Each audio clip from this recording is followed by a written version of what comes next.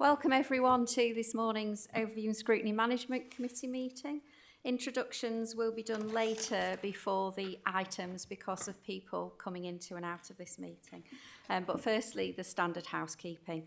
A fire practice is not expected. If the alarm sounds, can all present leave the building as quickly as possible by way of the nearest exit.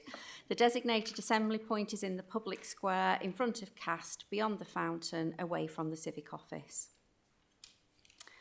If there is anybody with mobility issues, please wait in the refuge area at the top of the stairs where the emergency evacuation lift is located, and use the intercom situated to the left-hand side of the lift doors to call for assistance. No roll call will be undertaken, thank you.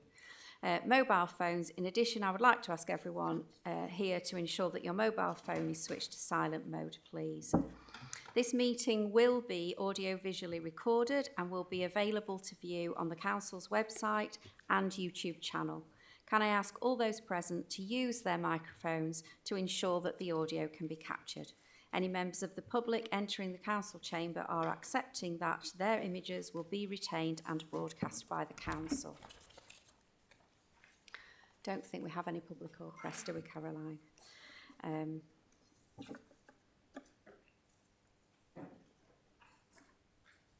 So please may I ask officers to introduce themselves at the start of their item, and we will introduce elected members now. If you like. Yeah. So I'm Andrea Robinson, I'm the Vice Chair of Overview and Scrutiny Panel and the Ward Member for Edenthorpe and Kirksandall. Alan, do you want to go next?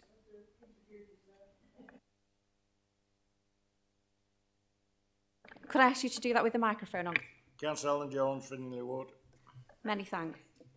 Councillor Irish Beach, Vice Chair of Regeneration and Housing and Member for Norton and Asken. Thank you. Martin Greenhouse, Tickle and Wadworth Ward. Glynis Smith, Hatfield Ward, Chair of Health and Adult Social Care Scrutiny Committee. Gemma Cobby, Councillor for Town Ward and Chair for Communities Environment. Leanne Hempshall, Roman Ridge Ward and Chair for Children and Young People. Antoinette Drinkhill, Co-optee representing the diocesan the Anglican Diocese of Sheffield. Thank you. We have apologies for absence from Councillor Jane Kidd and Councillor Majid Khan. Are there any other apologies? No.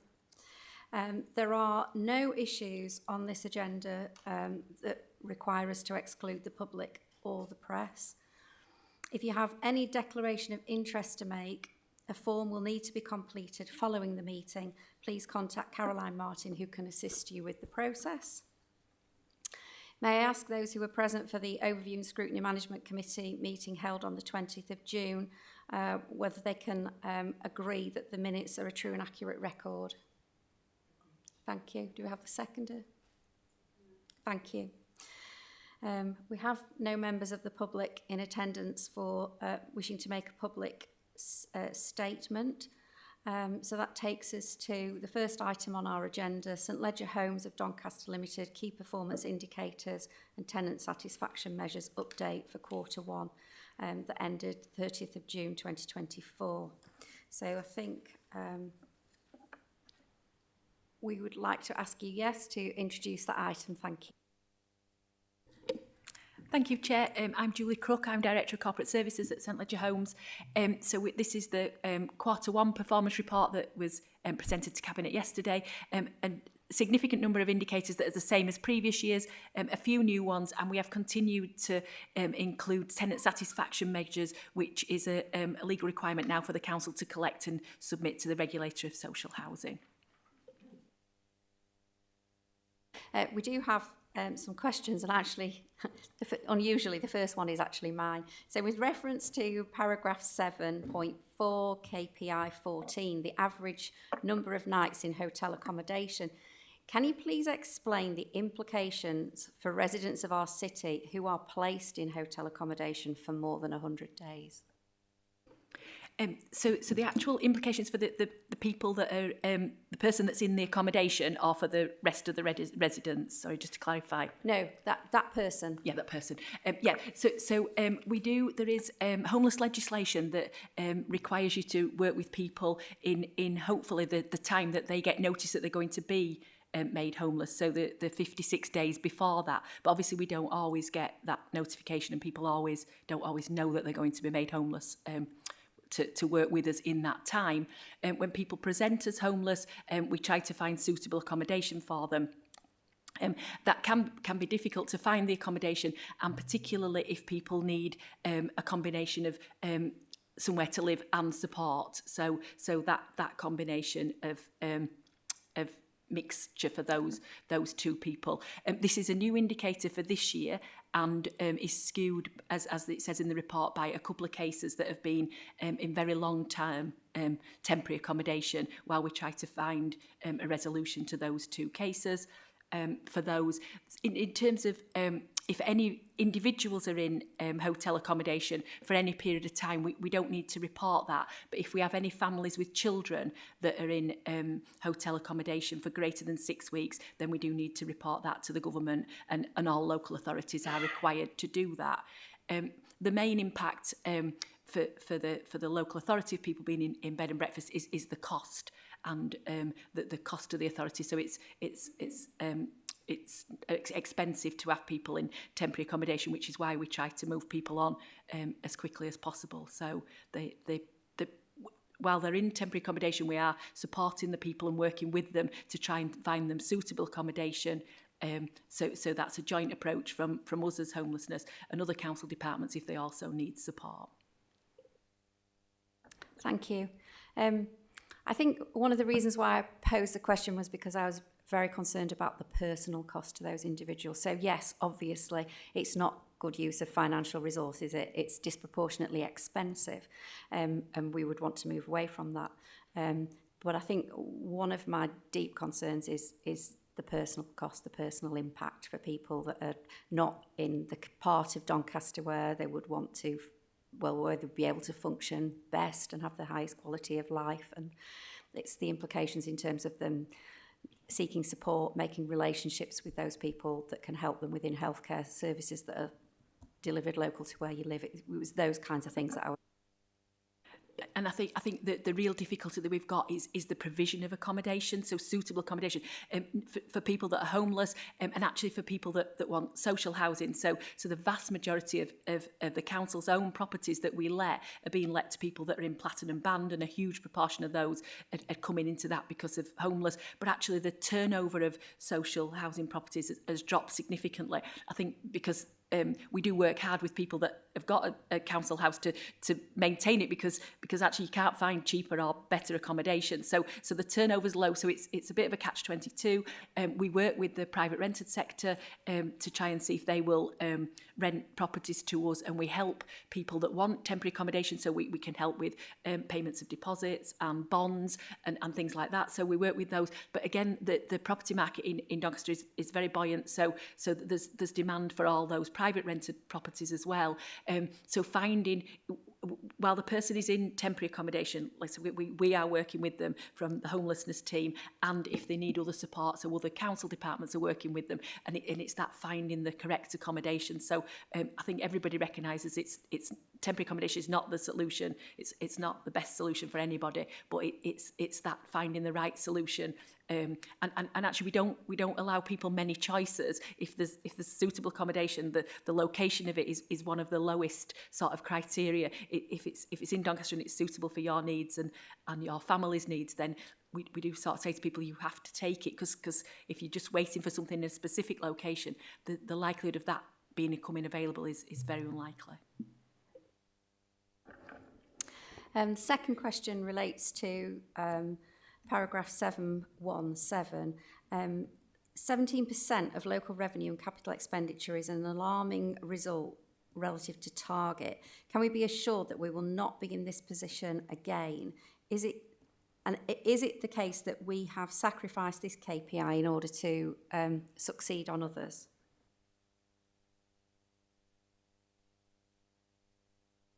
Thank you, Chair. Sorry, I was just checking that the actual performance is 37%, not 17. So that is a little bit, so it is slightly higher than that, not, but actually... I think it's my misreading. I apologise. It's because it's KPI 17, and I should have read it as KPI 17, the percentage of local revenue and capital expenditure made locally relative to that made externally. I apologise. I didn't read the question well. Thank you. So yes, so that expenditure, that target, so that performance is correct, but actually, and we do have the same target as the council for that. As we've looked into that question, what's happened is we've realised that we are calculating it differently. So we, St Leger Homes, are including capital expenditure, so major maintenance and improvement contracts, which tend to be large contracts. So the contracts that we let are generally anywhere from sort of £500,000 to up to 10 million for that, and obviously there's procurement processes that have to be followed for that, and what we find is there aren't Doncaster businesses that can bid and for those contracts. So there did used to be when Keepmoat was in the area, they did some of the large maintenance contracts, and Equan have done it previously, but both of those are registered as Nottingham Rotherham businesses now. So that distorts our figures. But actually, what we should do, because we've got the same target as the council, is report consistently. So we will correct that for Q2. I think that there is. What we do is, so all capital contracts have to be procured properly, and it's based on contractors that are available, so there's very little wriggle room for that. We follow the same processes as the council for revenue expenditure, so we look wherever possible to get a local contractor to bid for that. We are also mindful that we don't give too much work, too much of a turnover to one Doncaster company, because actually then if we take our work away, so we have a local contractor that works on our empty properties and helps us with major ones for those, and they get between sort of £250,000 and £500,000 from us. They haven't got capacity because we don't want them working just for us. I think what is excluded from the figures, that is a really good news story, is St Leger Homes as a contractor itself. So we do £14 million worth of capital works each year, and in the region of £14 million worth of repair work each year. So £28 million as a contractor is done by St Leger Homes, and because we are the council's own company, that's excluded from the figures, and the vast majority of our staff are employed within Doncaster. So because we do a lot of work ourselves as well, if that was a external contractor, our performance would be lower, but if that was a Doncaster contractor and we could include it in the figures, it would be much higher. So we do try our best, but it is particularly the investment ones that makes it difficult. Thanks, that was helpful. Debbie. Thank you. I was just smiling at that little bit, potentially sleight of hand that was being suggested there. I just want to share with the committee, I guess, that the council is actually finding that this target are really challenging, in part because the nature of what we're buying. There's a significant amount of specialised services, thinking particularly around children, where their costs have escalated, and we've got to first and foremost think about the well-being of the child. So it's less about the costs and where those services are delivered. As such, we've got less flexibility around that. So we have found this in the same way that St Leger are describing, a very challenging target. But nevertheless, we have, as the same way as St Leger have, we are looking to build stronger relationships with local suppliers, so they're more familiar with as Julie was indicating, the mechanisms, the procurement mechanisms that we have to follow, and that it's as easy as possible for those local suppliers to engage in that. And we also do a lot of sort of engagement processes with the Chamber of Commerce, and showcases that we have, conferences that we've put on, so that the suppliers that are local are aware of the services that we might need, and therefore ready and able because they need to register with the portal, the procurement portal, in order that they've got the ability to secure these contracts that we're letting. So I'd just like to give some assurances, I guess, one, that it is a challenging target, two, that we've looked at the methods that we've got for engaging locally in order to increase the number of people, because we want to keep, we've talked about what we've referred to as a circular economy. So if we keep things local, then that resource, those businesses equally spend the money in the city. So we're alive to it. We're doing as much as we can, but it is a very, very tough environment that we're working in. Thank you. Thank you. That's helpful, and thank you for all that you're doing. Councillor Cobby has a question. Hi, yes, I've got a couple.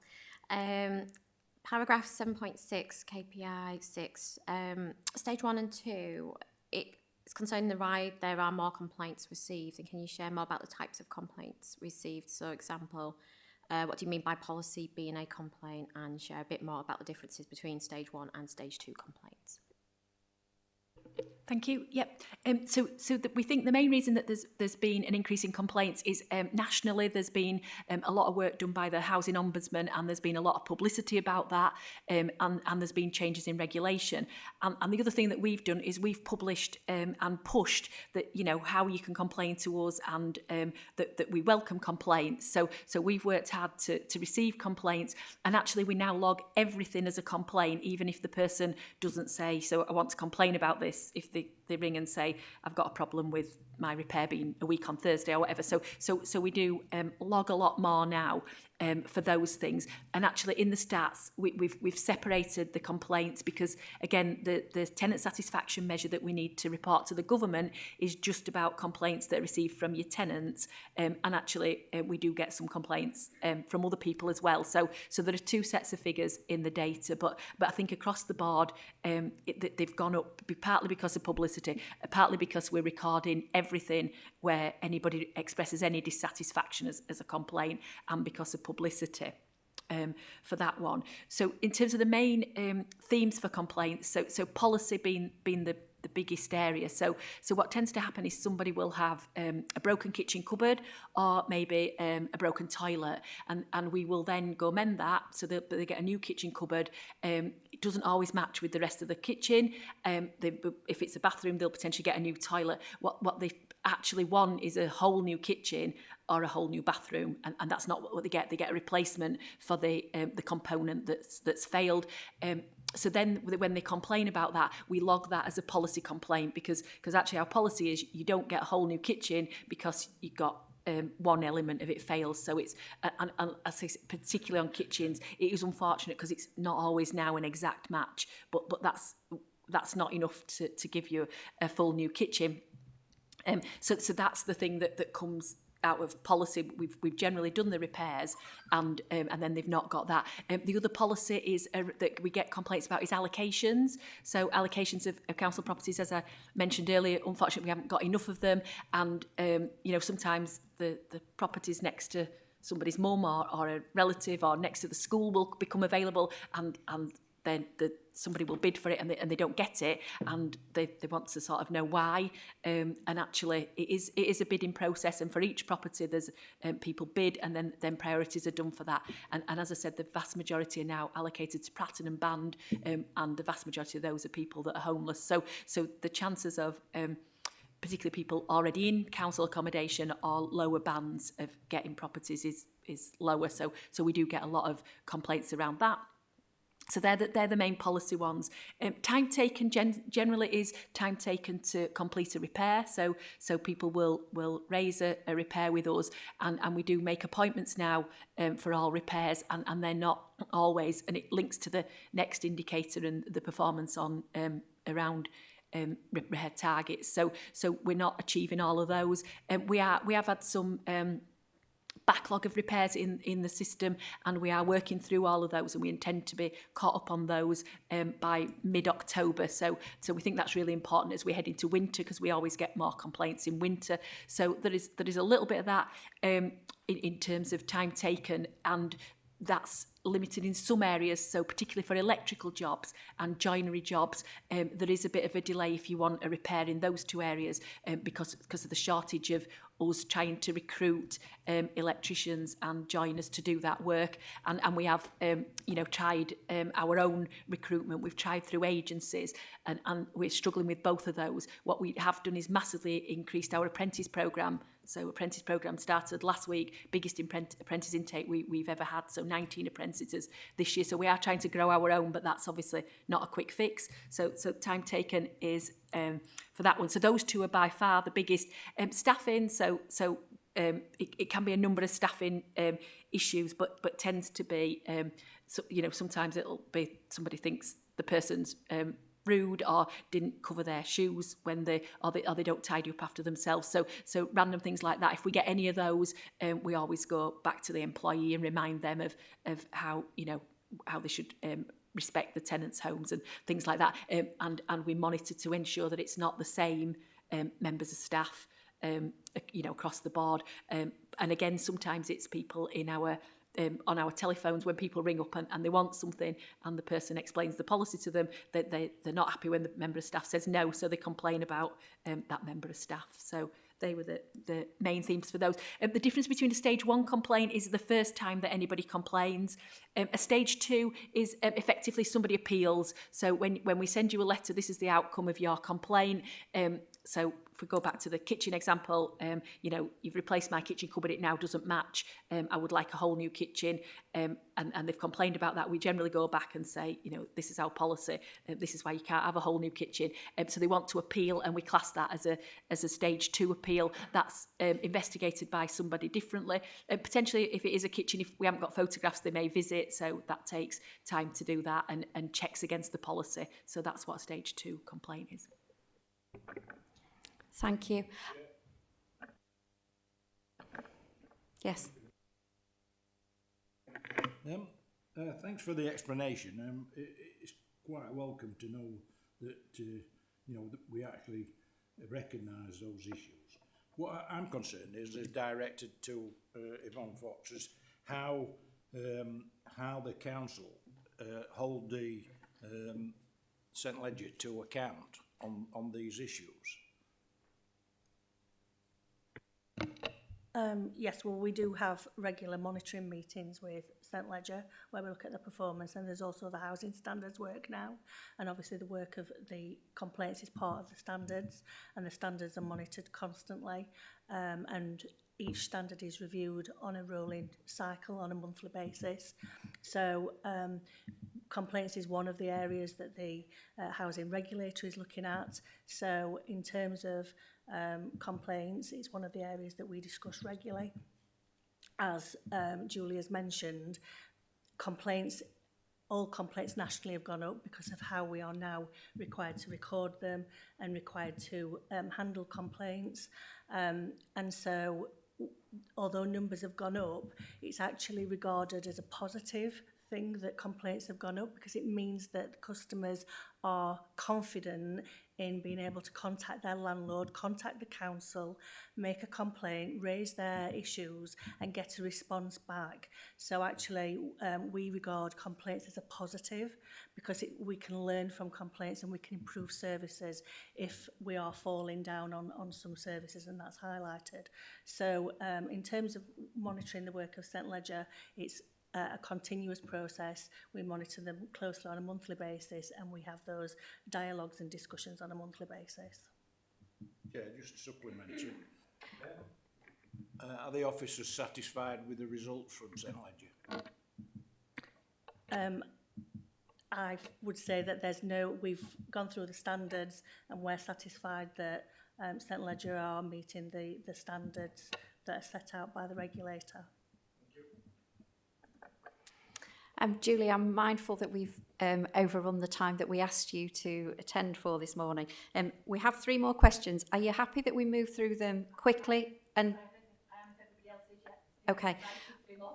Well, no. We've been grateful for your detailed and helpful and open answers, but we're just recognising that we're going to have to move quickly now. Thank you. So, Councillor Cobby, your next question. I think Julie kind of started answering my next question in regards to repairs, so I'm happy to move on to the next one. And again, I think we had a start of a discussion about the decent home standard as well, about the KPI on 7.2 paragraph KPI 21, not meeting the decent home standard. Obviously, you started talking about that earlier. Can you share a bit more if you can? And also, what is categorised as a level 1 hazard? Thank you. So decent home standard. So we was introduced in early 2000 government standard for housing. We did achieve 100% for that in 2015 across Doncaster. So and we enhanced the decent home standard to the Doncaster standard. What's happened now is as we move further away from 2015, a small number of properties were failing. They were generally failing for roofing repairs. So actually we were building those into our external maintenance programs. But because the roofs, you tend to do them on a geographical basis because of the setup and the scaffolding that's required. So we were working our way through those.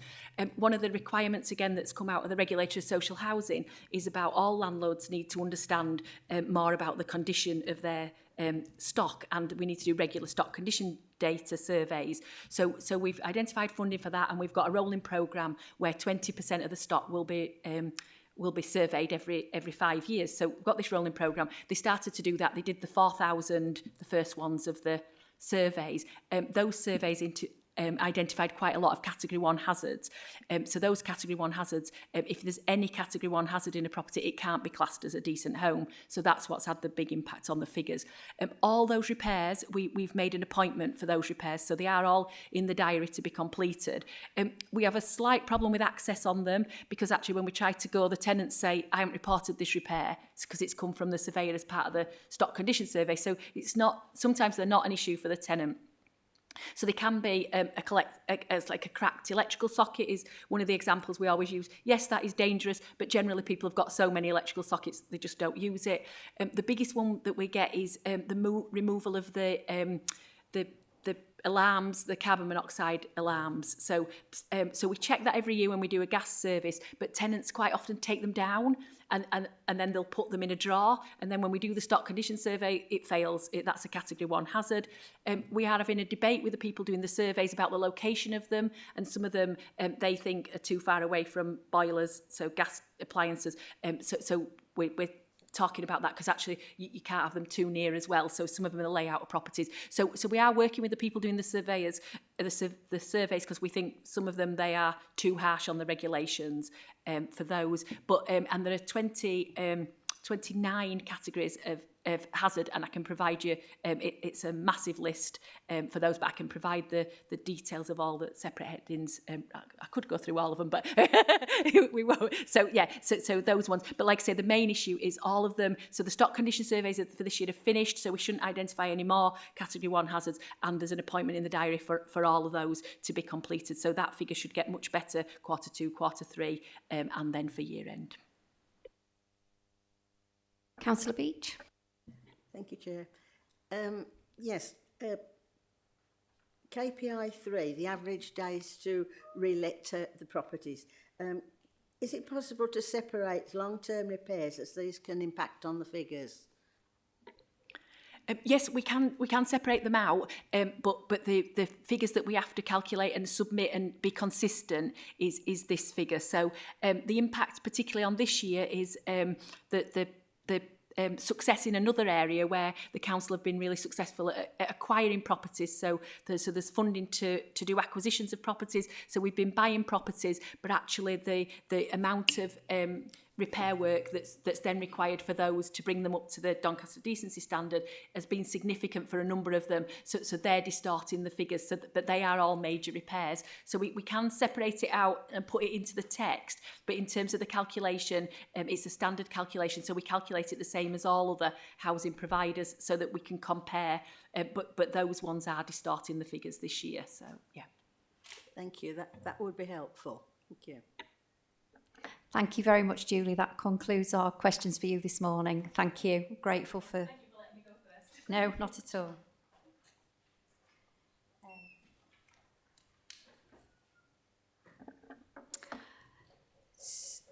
Sorry, Debbie, do you want to say something?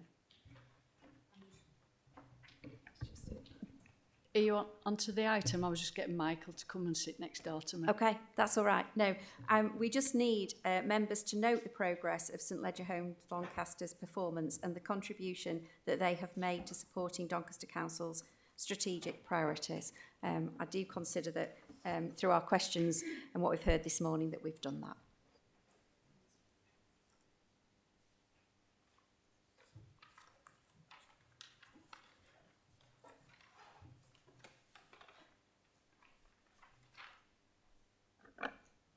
Debbie, it's over to you to talk to us about finance and performance for Q1. Thank you.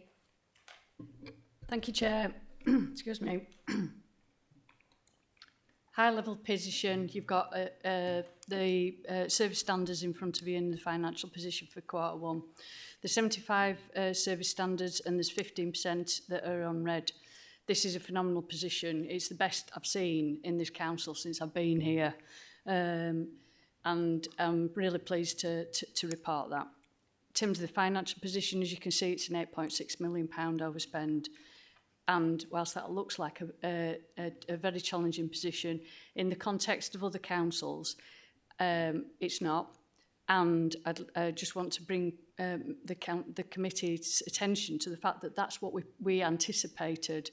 So when we set the budget in February, we foresaw that there was significant service pressures that were emerging. So although we had an underspend position last year, there were things that we knew that were volatile that would cause challenges into this financial year. And as such, we were prudent in terms of the way we set the budget.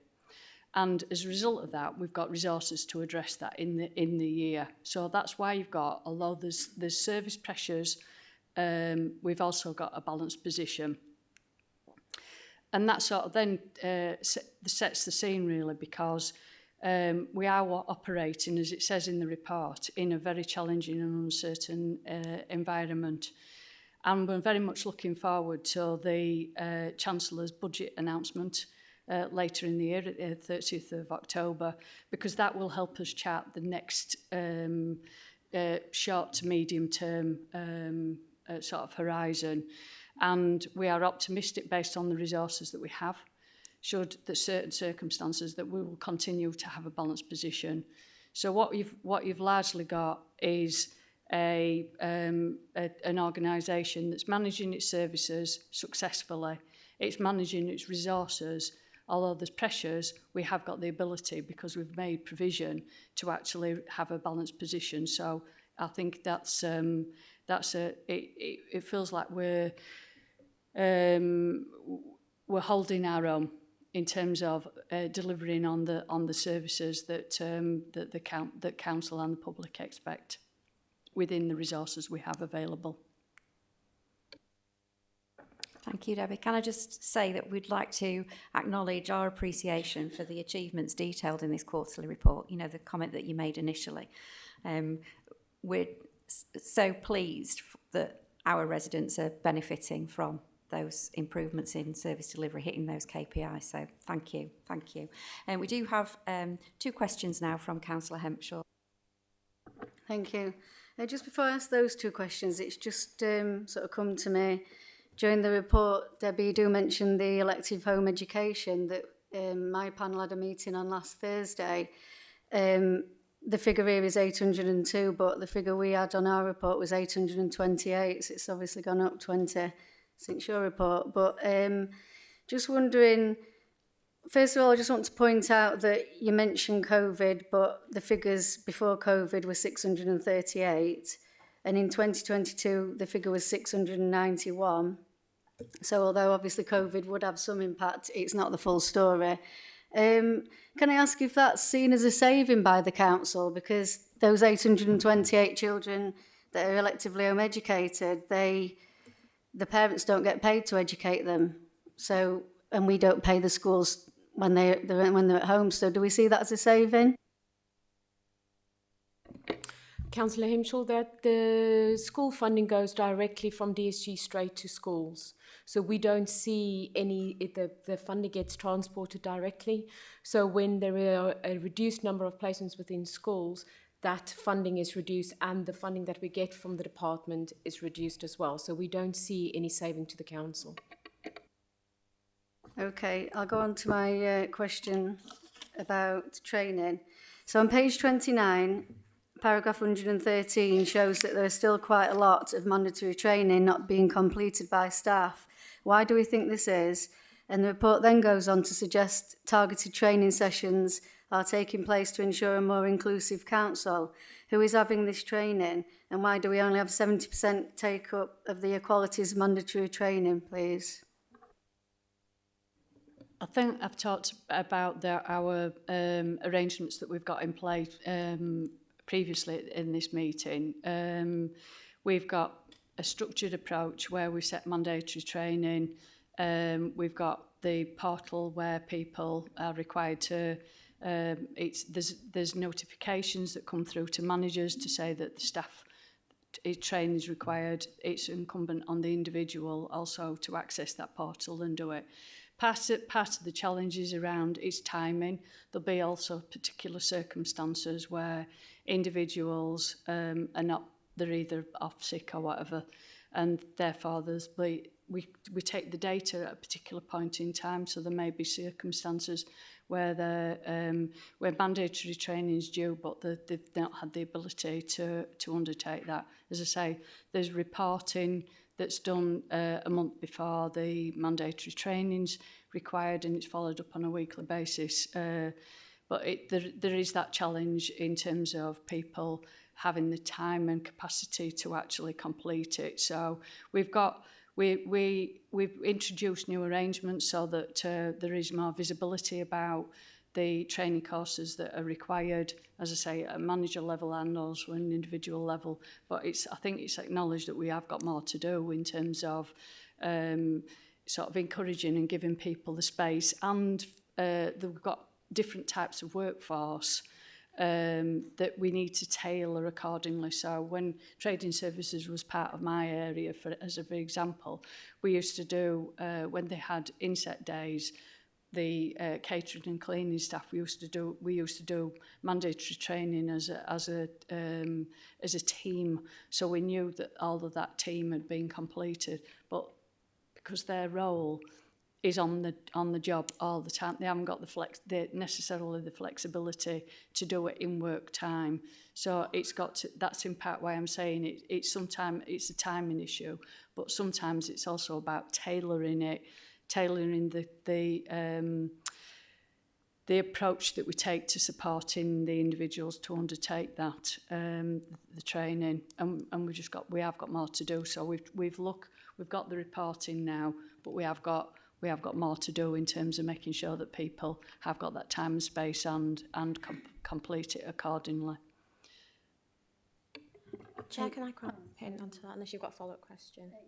Just going to say, the staff that can't do it on the job, as you say, do they get paid to do that from home? Yeah. Yeah, that's in part why I says the training might be due. So like mine's I've got some due at the end of this month. Now, if they didn't have that, if you didn't have any flexibility, then it would have to be at a later point. You know, when there was because the expectation is the mandatory training is done in work time. Yeah. Is there anything in like when they start a job, like introductory, they do a lot of trainings and they must sit through it? Yeah, okay. And those, I'm assuming it's the gap where they've been in the job for a while, that's 70. Is there like a time frame we can put on as part of, like, I know they imagine doing an annual review to say you have to complete this? Because if we're trying to be an inclusive council, equalities is one of the main things that all staff should be trained both inside and outside with the delivering services. No, all the training's got time periods. Some last longer than others, like the health and safety, as for example. Some like data protection, it's annual. We all get reminders. We get, as an individual, as I say, we get reminders through our own inboxes. The managers get it. That comes through. If you log, I don't tend to log on, the portal on a regular basis. I usually wait for the notifications to come through. But we've established. We didn't have that previously. But we do now. That's actually the notifications are coming through. and we've got the dashboard that that we review on a regular basis. So we've got more. We are getting grippier at it, but we've just got more to do. But like you say, it's sometimes it's just about getting the timing right. I think it might be just like getting managers to focus staff to actually complete it. I know from like places I've worked and that they actually make sure you do it, and I think that's focus, because if you can rely on the dashboard, anyone can forget it. But again, if we want thinking what's happened in the summer, if we want to be inclusive and making sure our workforce are supporting each other and also outside, we need to kind of work on that. But I suppose what I should just add is also the belt and braces is also through PDRs and one-to-ones. So yeah, it's part of the PDR that's part of the check as well. But we do get notifications, so there's ways of picking that up individually as well. I think there's in terms of our just interrogation our data source, because with the best will of the world, we've got as it says in the report, we've got a turnover of 13% of staff as well. So there's something about the data cleansing as well, that we won't always get to. We won't get to 100%, because we've got people coming and going, and they might have left, and there's still, it's sort of saying that the systems, the record for workforce, the mandatory training is separate from the HR portal, so there could be a bit of data cleansing activity as well. Next question then. So page 27, paragraph 103 states that the number of vacancies across the council is high, and I noticed throughout the report there's many, there's mention of vacancies. I'm just wondering, and also paragraph 108 does mention low levels of staff with disabilities, and I'm just thinking, what work is the council doing to combat this and to improve recruitment and retainment of staff? Again, I think we've mentioned loads, and we're trying to evolve our processes all the time in order to make the recruitment process as simple as possible. So, for example, we've looked at the application form and we've shortened it, and we are doing lots of sort of outreach work to tailor that to ensure that we're attracting people to the positions. I think everybody's finding recruiting challenging. We're not alone, and as it says in the report, the turnover rate. Our turnover rate in the council is lower than what it is nationally, so we're at 13%, the position throughout local government 16%. So our package of retention, we've been looking and promoting that quite heavily around why it's good to work for Doncaster, and what people can expect about for working for Doncaster, in order to, once we've got people, that they stay and they're happy. In terms of the disability side, that's a challenge. I think we've talked about. We had quite a low reporting of people, because the individual needs to want to declare themselves as having a disability. So not necessarily just because our figures are lower than elsewhere, but it could be that people just don't want to report themselves or don't see themselves in that way. So we've gone again, as part of our establishment cleansing process, we've actually asked people to go on to the there's a page within the portal again that you've got to put personal details. So if we're not capturing it like we were saying at the point of somebody being employed, if we're getting it at a later stage, it's somebody needs to go on the system and actually declare themselves as having disabilities. But again, we've got networks now in terms of supporting people through that, in terms of accessibility and disability framework, so that that they feel more supported. So we are trying different things in order to ensure that one, we've got the right data, and one, that people, that once they are in the employment, that they're reported, and secondly, that they're supported if they have got a disability. Yeah, and having the training would help as well, because they might even have the training and then identify themselves as having some sort of disability. Just to point out as well, it's, I think, really positive that as a council we have signed the Disability Charter now. So hopefully things can improve going forward. Thank you. Thank you. Yes. Maybe just three quick things that might help with the points about disability and inclusion. So the council's disability staff network is quite visible now, and also includes a focus on people who are neurodiverse, so kind of what you might see as an unseen issue, but we've got loads of brilliant people who are neurodiverse working for the council already, and it's just making sure that they're in a kind of psychologically safe environment and kind of being valued. So I think that's helpful. And a couple of things from adult social care. We've got a focus on employing people with a learning disability. Some recent success around helping employ people with a learning disability into council roles, so that feels helpful. And also some recent success around social worker recruitment for adults, where we recognised, completely take on board what Debbie said, actually HR colleagues have made it much less labour intensive now to recruit people, which is also making recruitment more accessible.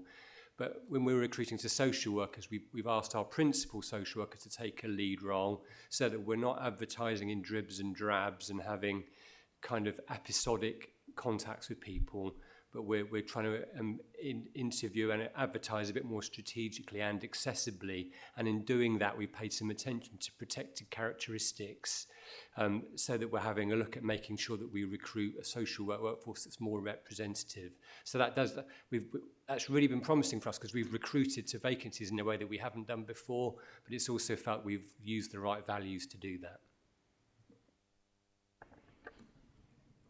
Thank you, Phil. That was really helpful and very encouraging to hear, wasn't it? Very encouraging to hear. I'd like to introduce Councillor Sarah Smith, who's here now to help us with a couple of questions that Councillor Smith has got. Yeah, apologies for the lots of Smiths here.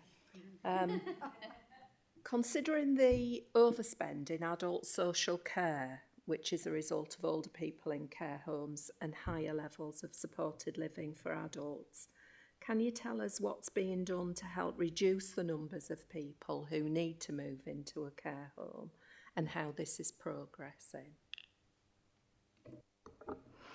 Thank you, Councillor Smith. Smith squared. Such a brilliant question. So the answer's threefold. We've increased the availability of home care for Doncaster people, so that greater numbers have the care and support that they need to live on their own, at their own home, and not have to move. We've improved the way we respond to people in emergency. Sometimes people need to move into a care home on a temporary basis because of an unforeseen issue. We have improved the speed at which we follow up when this occurs and helped people get back home rather than the care home stay becoming a permanent arrangement, which has been a problem in the past. We provide rehabilitation ourselves for older people who have been through a period of ill health or suffered an injury. This is sometimes known as intermediate care. Our services are highly rated, but we are working to make them more efficient so a greater number of people can benefit from them, and so that a greater proportion are able to live safely in their own homes for longer. Our overall performance in helping older people stay at home and not move into a care home has improved significantly in the second half of 2023-24, and this has been sustained for the rest of the year. A big part of this change has been a change in practice here in adult social care, where our colleagues meet almost like a MDT, so everybody gets together and talks about residents to make sure that we get the right care and support for that person. It's the right decision. Sometimes people get put, temporary put in a care home, and it ends up, becoming a long-term stay when it doesn't need to be. So by having these reflective points in practice and discussions means that we can really, really try to make sure that doesn't happen. And I think you can see that in some of the results in this report. Our overspend is a legacy of higher numbers of people moving into care homes prior to this, which has contributed to the financial pressure we're currently experiencing. The main current pressure arises from older people being discharged from hospital to care homes. This requires a partnership effort to address, from ensuring preventative support is available in communities to making sure the older person is properly understood if they're admitted to hospital, to ensure that they can leave hospital as quickly as possible when medically ready, so they don't lose confidence and conditioning that makes it harder for them to manage at home. We're confident, I'm confident, we can turn this round in the hospital as well as our continued success in the community. Reducing our use of care homes will help our budget, while also, the most important part, is helping a great proportion of Doncaster's older people carry on living in the place that they call home, with the people that they love, doing things that they love in communities where they look out for one another, doing things that matter to them. And that's the thing that I'm passionate about. And we're working really hard on that. And I think the practice change is really helping towards that. Antoinette. Thanks. Hi. It's just really a question in terms of the sufficiency of places. Having experienced this with my own mother, when a place is required, sometimes it takes a very long time to access the quality of place that you need. I can pick up on that if you like. I think we've got quite a lot of social care capacity. The one area that we lack capacity is around nursing homes in Doncaster. And that's something that our integrated care board are looking at, because the council legally can't be responsible for registered nursing provision or settings that require 24/7 input from a registered nurse. The sectors that the council has funded, and we put a lot in 22-23 via a kind of cost of care exercise that we fully adopted. Some other councils kind of didn't do that. Buoyant's a strong word, because adult social care is a difficult area, but we've got a lot of sustainable care with nursing home with nursing homes where you've got more likelihood. There's something called the registered nursing care contribution that comes from the NHS to support each nursing home placement. And then you've also got continuing healthcare costs, which have been in the news a bit recently, which are more bespoke arrangements agreed by the Integrated Care Board. Nursing homes are much more exposed to whether those are sufficient or not. And we have seen a decline in the capacity of nursing homes. I definitely feel like other provision, we've got more, much more sustainability. There is some variation, though, in the city. So, for example, Councillor Smith's a councillor from the north, as is Councillor Hempshaw of the borough. There's less care home provision in the north of the borough than, for example, there is in the south and the east. So there's some geographical variation, but overall sustainability is probably mainly a nursing home issue. We're doing quite well with the rest of it. Councillor Beach. Yes, thank you for that, Phil. There's one thing where there's a sort of interim between people who are in hospital, people need to go to a care home, and people staying in their own home. In the north, we've recently had a place built for people who wanted to leave their own home. And this is often not a care thing. It's fear of being alone, it's loneliness. It may be just that they don't walk around so well and can't keep the place straight and tidy. So this sort of interim thing where they paid rent for a house, they now pay rent for an apartment in a block. And that is where I think there could be a lot more. I know it's not within our remit to build these things, but I think that's where there could be a lot more perhaps effort put in to getting these types of properties, because I know a lot of people in Asken and roundabout have moved into this and are very happy there because they've got that sense that they're not alone. Thank you.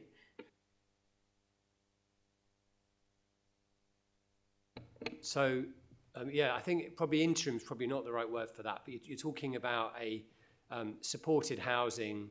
Sometimes you've got extra care housing, which is about when you've got care and support teams that are actually on the same site, but the person's got their own front door. Other times you've got sheltered housing where the accommodation is accessible, kind of congregate, but you might not have care and support teams on site. Different to those sorts of models. There's more that we probably should be doing in Doncaster to look at the sufficiency of that provision.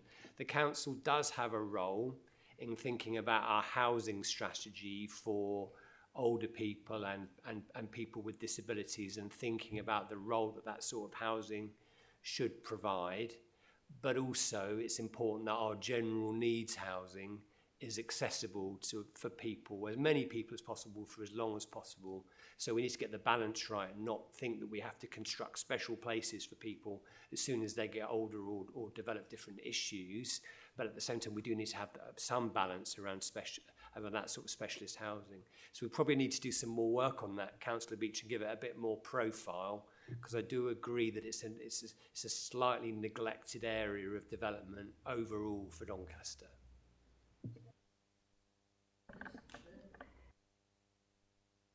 Can I say thank you for that? As being someone who at 85 might need that sort of thing in the future, I would hate to go into a nursing home, care home.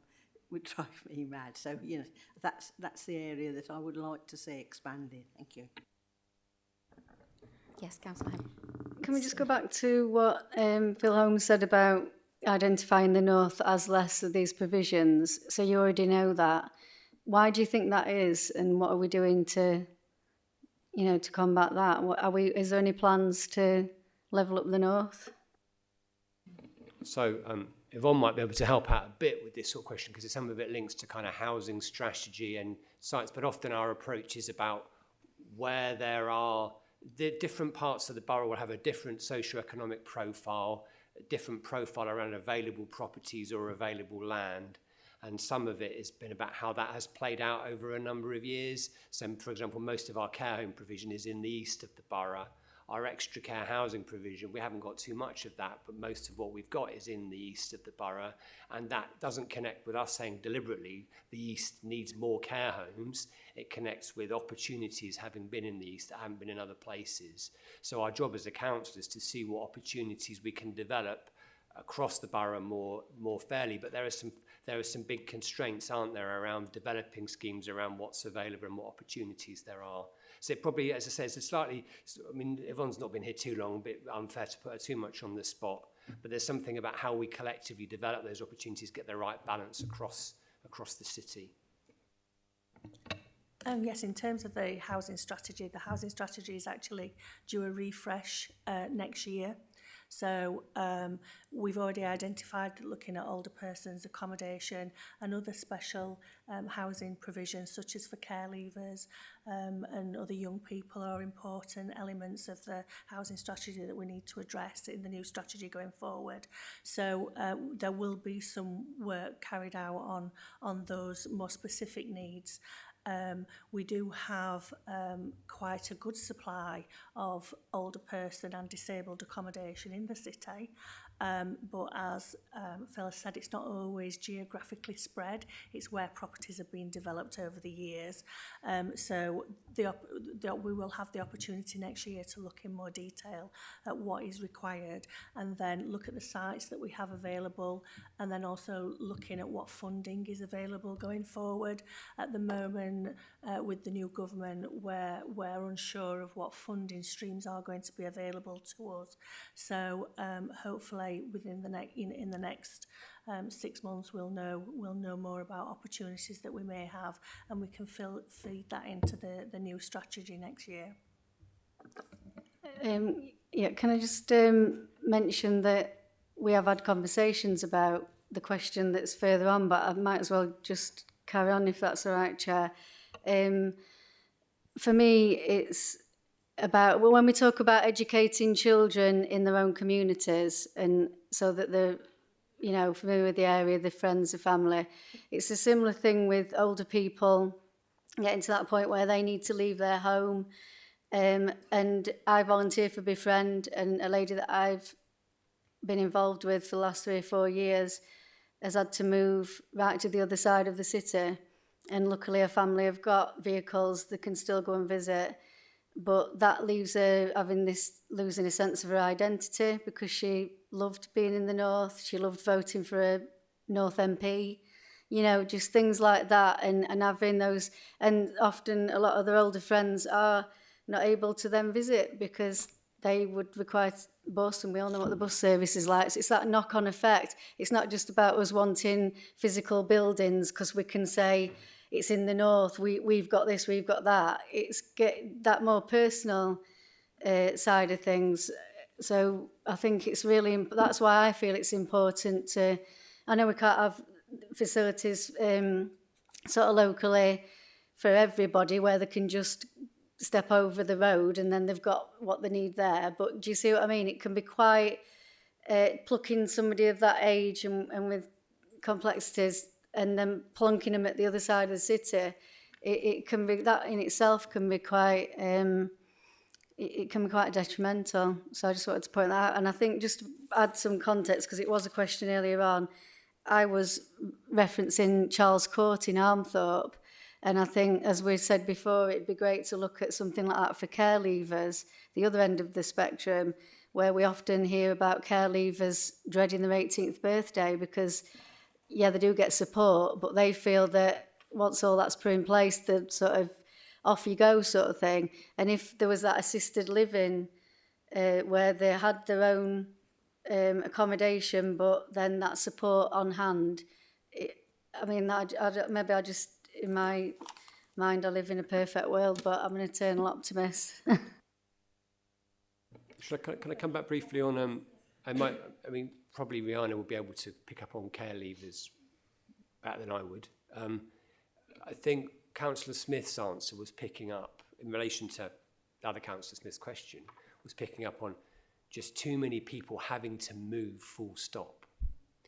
And Councillor Smith was feeding back on, because this council historically has put more people in a position where they've had to move into care homes than some other councils. We're not the worst, but we're far from being the best. So Councillor Smith's provided and that's the point. So most people, Councillor Beach, won't need to move anywhere, whether they're 85 or 90 or what they are, if we can provide good support to the place that people want to be. And most of the time it's where they've lived for a while and they want to carry on there. So that's what Councillor Smith's providing, that sort of information. And then we've heard about our housing strategy and how to update that next year, because some people do need specialist provision, and then that point about where that is. But there's still quite a lot for us to go at, so people just don't need to move at all, because most of us just want to move because it's a better place that we want to go to ourselves, not because we have to. And there's more that we're still doing in that regard to prevent that from happening. But I just let Rihanna pick up anything around care leavers. Yeah, so we do actually have supported living arrangements for our care leavers. So there's a kind of a transition. Post-16, Councillor Hemshaw, we've got supported living arrangements for our young people, which prepares them for independence. And then when they turn 18, they can move into our Keys to Your Future project, which is an exceptionally successful project that we're running with St. Ledger Homes.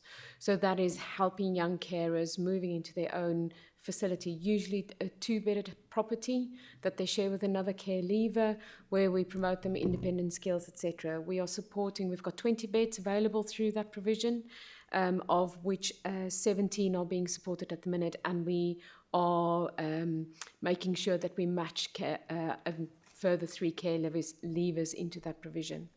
I suppose the issue for us is when they then turn, when they move from Keys to Your Future into independent living, because we know that there's some significant pressure on their housing stock at the minute. So getting properties available where we can move care leavers into remains difficult, because as long as those care leavers remain in the Keys to Your Future project, that then blocks the transition for other care leavers. So we're actively trying to grow that provision, and then also prepare for care leavers moving into independent living completely. And we are working with Yvonne and others around the strategic housing strategy that Yvonne is mentioning, about how do we make sure that we've got sufficient places to help our care leavers into independence. What I will say is it's encouraging because recently we've had a peer review on our care leavers offer.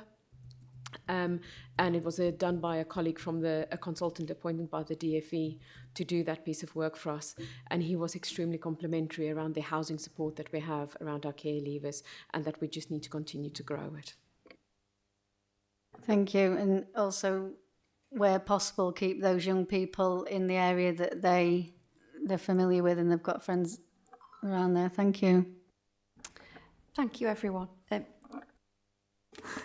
Sorry, I just wanted to add as well, over the past 15 months, so we used to have our social workers sort of centralised in the city centre area, so they might not know different areas and communities well, but now we're kind of working on a locality basis, so this will help as well towards making sure that we can keep people in their communities, like you were saying, Councillor Beach, about, making sure people are joined up, helping people get to things that they might want to enjoy, such as community centres or libraries or social events.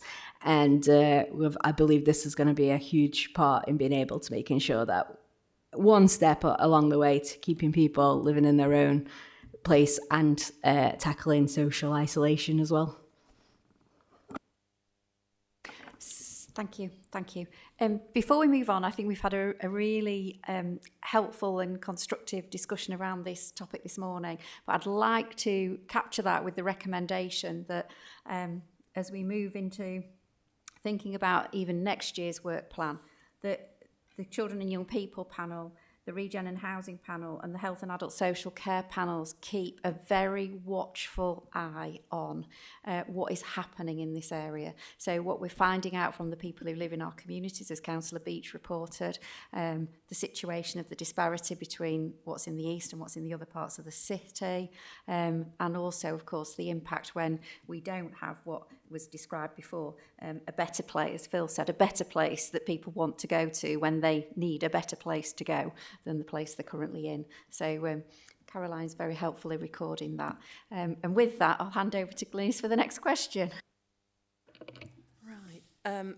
Before I ask my next question, I just wanted to say, Sarah, that you said something that for me, in your reply, was very key. And that was about working with the hospital discharge teams, because I am somebody who has personally come under extreme pressure from the hospital discharge team, and it can be really difficult. And I think there needs to be a lot more joint working with the hospital discharge team to increase their understanding as well. So I want to say something positive. I can see that a lot of work has been undertaken to support carers.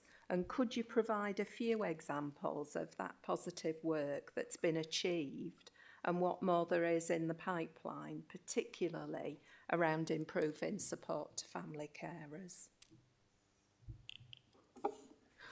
Thank you so much, Councillor Smith. I'm so glad you asked me that question because I love talking about carers and how important carers are in Doncaster. I'd say that we've made some fairly significant strides in supporting carers across Doncaster, though we've got a lot of space to go forward. And this work is that I'm personally passionate about. I'm a carer for someone with a brain injury and other serious health issues myself, and I understand that sometimes that there's incredibly difficult challenges in that, but it's also rewarding. Late last year, we co-produced the Carers Journey with various carers groups and action organisations. I'd done a Google, and I don't think there's many councils, if any, that do this. The initiative kind of mirrors the local plan, Your Care and Support, which is, as you know, is co-produced with the Make It Real board. So the Carers Journey is co-produced with carers on the priorities that matter to them and how we can work with partners and the council to make things better across Doncaster for people who are carers. It's been an important step towards ensuring carers' voices at the centre of decision making and getting to design things to make sure that, you know, the discharge thing in particular is a really poignant point. And that has come up in our discussions, as I'll talk through a little bit for you. And things like that. It's been an incredible learning curve and a journey. That's why we called it a carer's journey, I think. And we're really fortunate to have Bal Mohammed as our carers lead, who tirelessly works with multiple carer action groups and organisations to ensure our commitments are fulfilled. He supports our carers action group here in the council, and we're always looking for more people to be part of the carers action group and have a more representative population there. So if you know any residents or friends, family that you think might really value from being part of that, and it doesn't need to be all the time, send them our way. And another key achievement has been the revival of the Carers Strategic Oversight Board, CSOB. I hate acronyms. Initially, it was a challenge to bring all the necessary partners together and get them to turn up all the time. But thanks to our strong partnership working and Bal's work, myself, Craig Parry, David Williams and Debbie Osborne, all of us who are carers, were able to present a mid-term review of the carers journey at the ICB Place Committee in July, I think it was. And this led to some really interesting conversations and discussions and some really good outcomes, particularly in strengthening our work with primary care, a priority area for carers in Doncaster. And that was in the beginning in January, was feeling a little bit like, but actually it has felt like all of a sudden it's come on with leap and bounds in that area, which hopefully we can keep that momentum, because I think we can make some significant outcomes there. There's been several carers events and organised recently, including celebrations for the Carers Week. However, I think there's room for improvement, particularly making these events even more authentically co-produced and to get the communication out there consistently and to different areas to make sure that carers have enough time to know that they can get things in place to attend things. And then I welcome any support from the panel in helping to shape these events in the future and or helping us get the word out as well. And carers are now more integrated into strategic working groups ranging from Doncaster Bassett Law Teaching Hospitals to the council to making spaces carers wellbeing service. One initiative I'm especially excited about is the launch of an all-partner communication group that should strengthen our efforts together in getting out consistent messages across different channels, because I guess someone might follow DVTH's Facebook more than the council and vice versa. And carers, and I'm really passionate about making sure that carers' rights are communicated effectively and people know that what their rights are. So we're working on a piece of work at the moment that is going to get that out. Obviously, carers' rights, I think, is the 25th of November this year. And again, we're working towards a really big event where this time it is going to focus on actual rights, because I think it's important. Rather than just a celebration event of carers, which is important as well. But I think getting that rights element is really important. There's been a lot of work with young carers, but we need to work better, especially in some of our material, to make sure that they have equal parity in that what we get out. And obviously, I don't oversee much of the young carers, so I can't go super into detail on that, but I do believe we know it's an area we're passionate about. And we've also started a carers network for staff and partners. That's just beginning.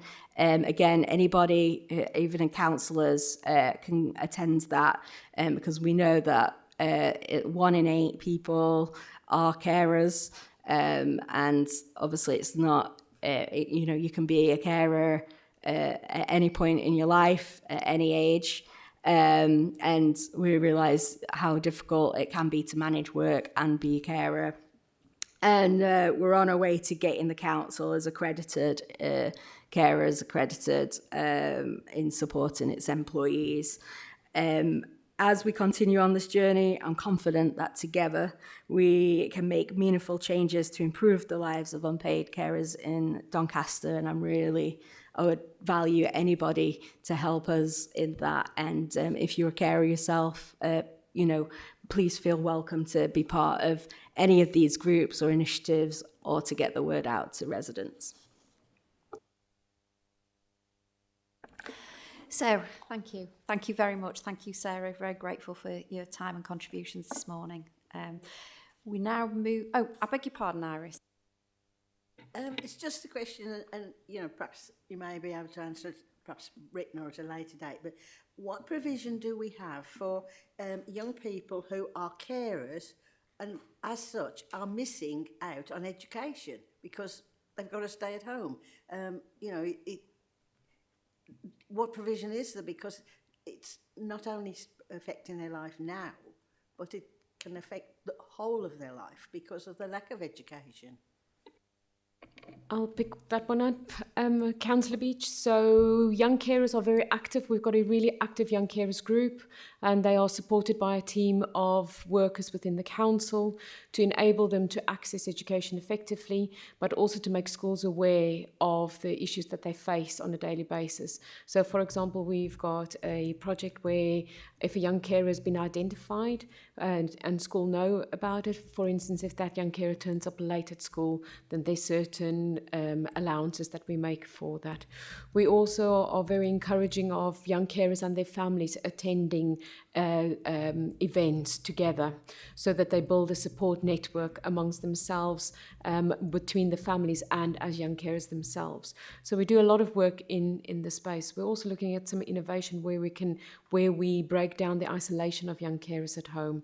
So how do we provide, for example, a youth offer that they can access virtually, for example, so that they still have interaction with other people whilst they are living at home and supporting their families at home. But that's still an innovation in development.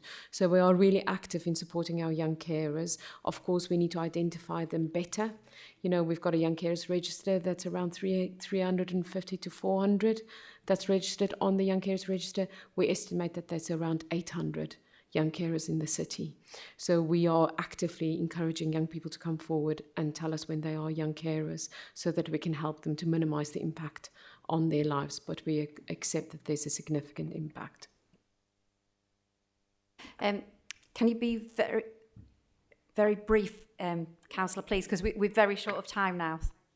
Yeah, you say you've got you identified 370 plus carers at that age for education, but you believe there's 800. How is the council going to approach ensuring we reach those people? So we are actively involved in promoting the young carers offer and helping young people understand when they are a young carer. So through that we are promoting that, and we're getting more children onto the register. How do we do that? By actively working in schools, promoting it in schools and having conversations, and young people having conversations with other young carers that they know. So we know that the numbers are increasing on the register.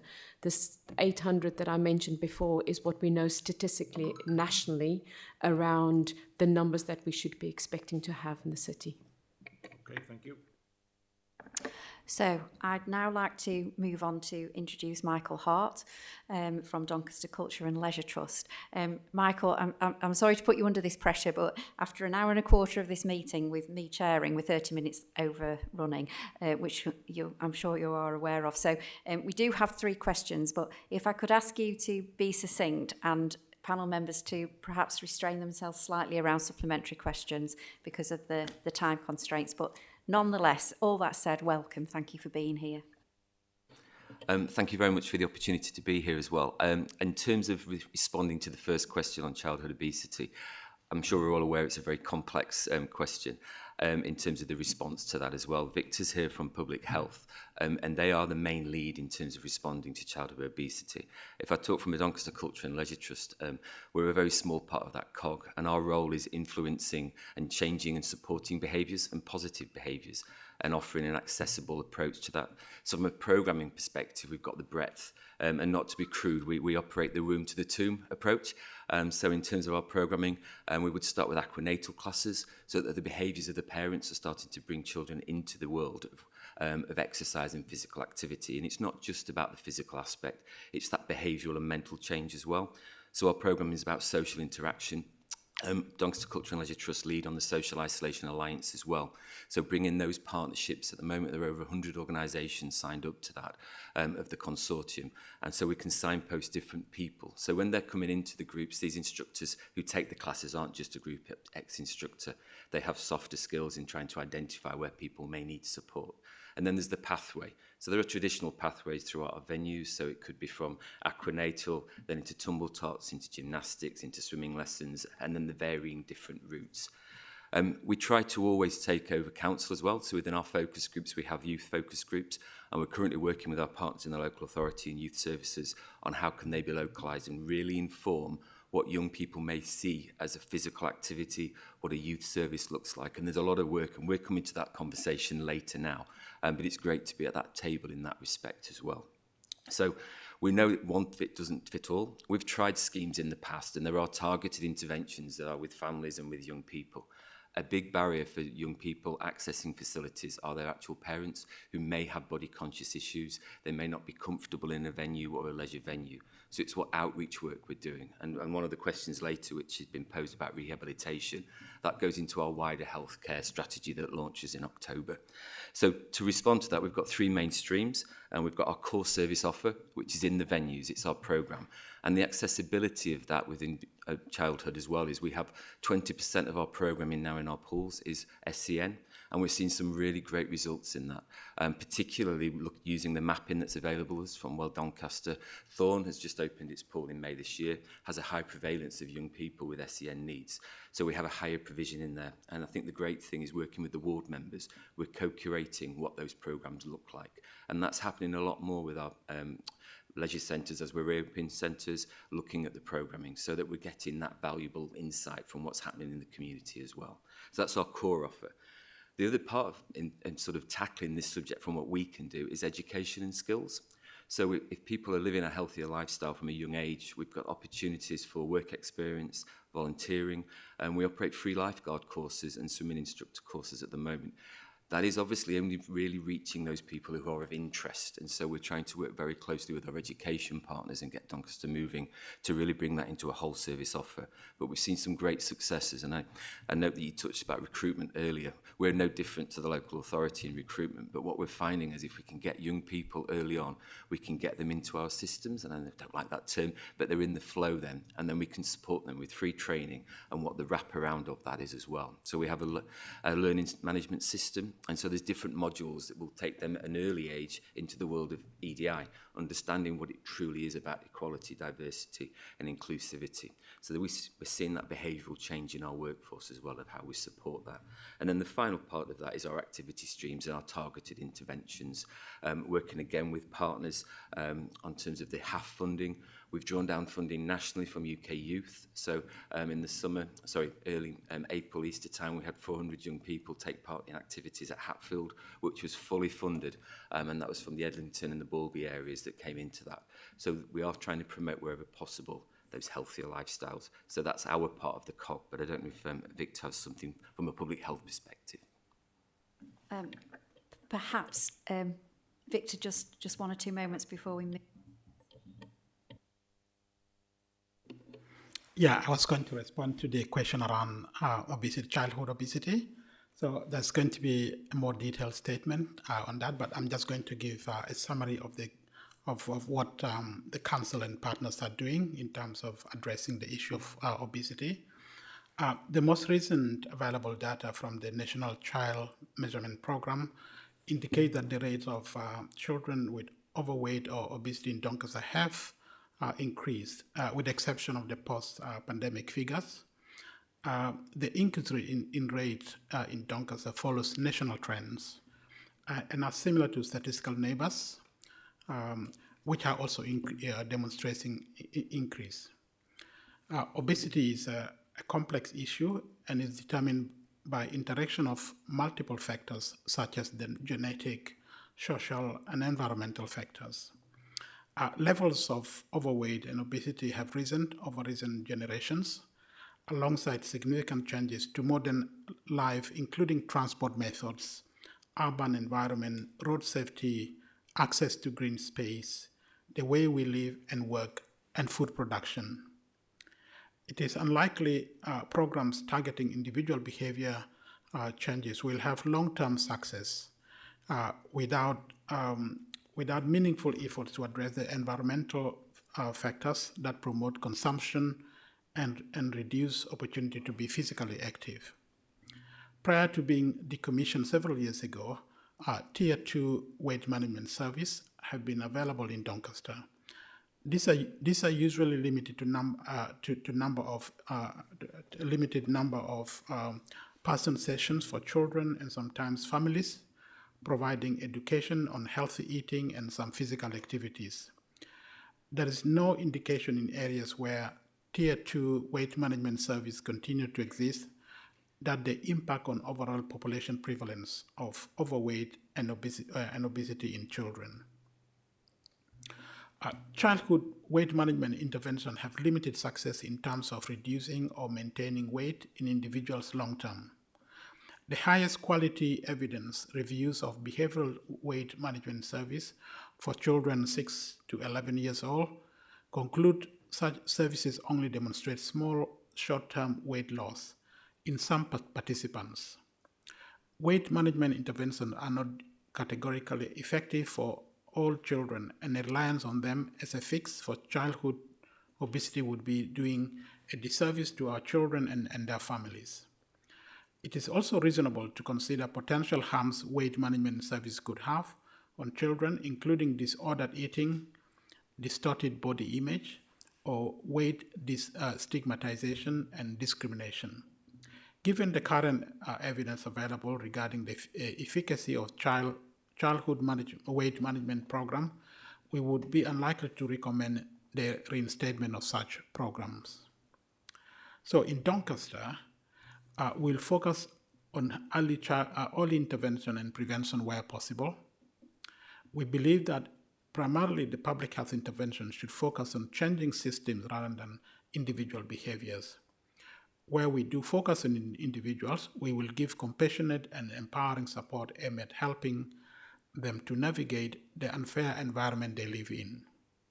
The public health nursing service, that is the health visiting and school nursings, lead on delivery of healthy child program.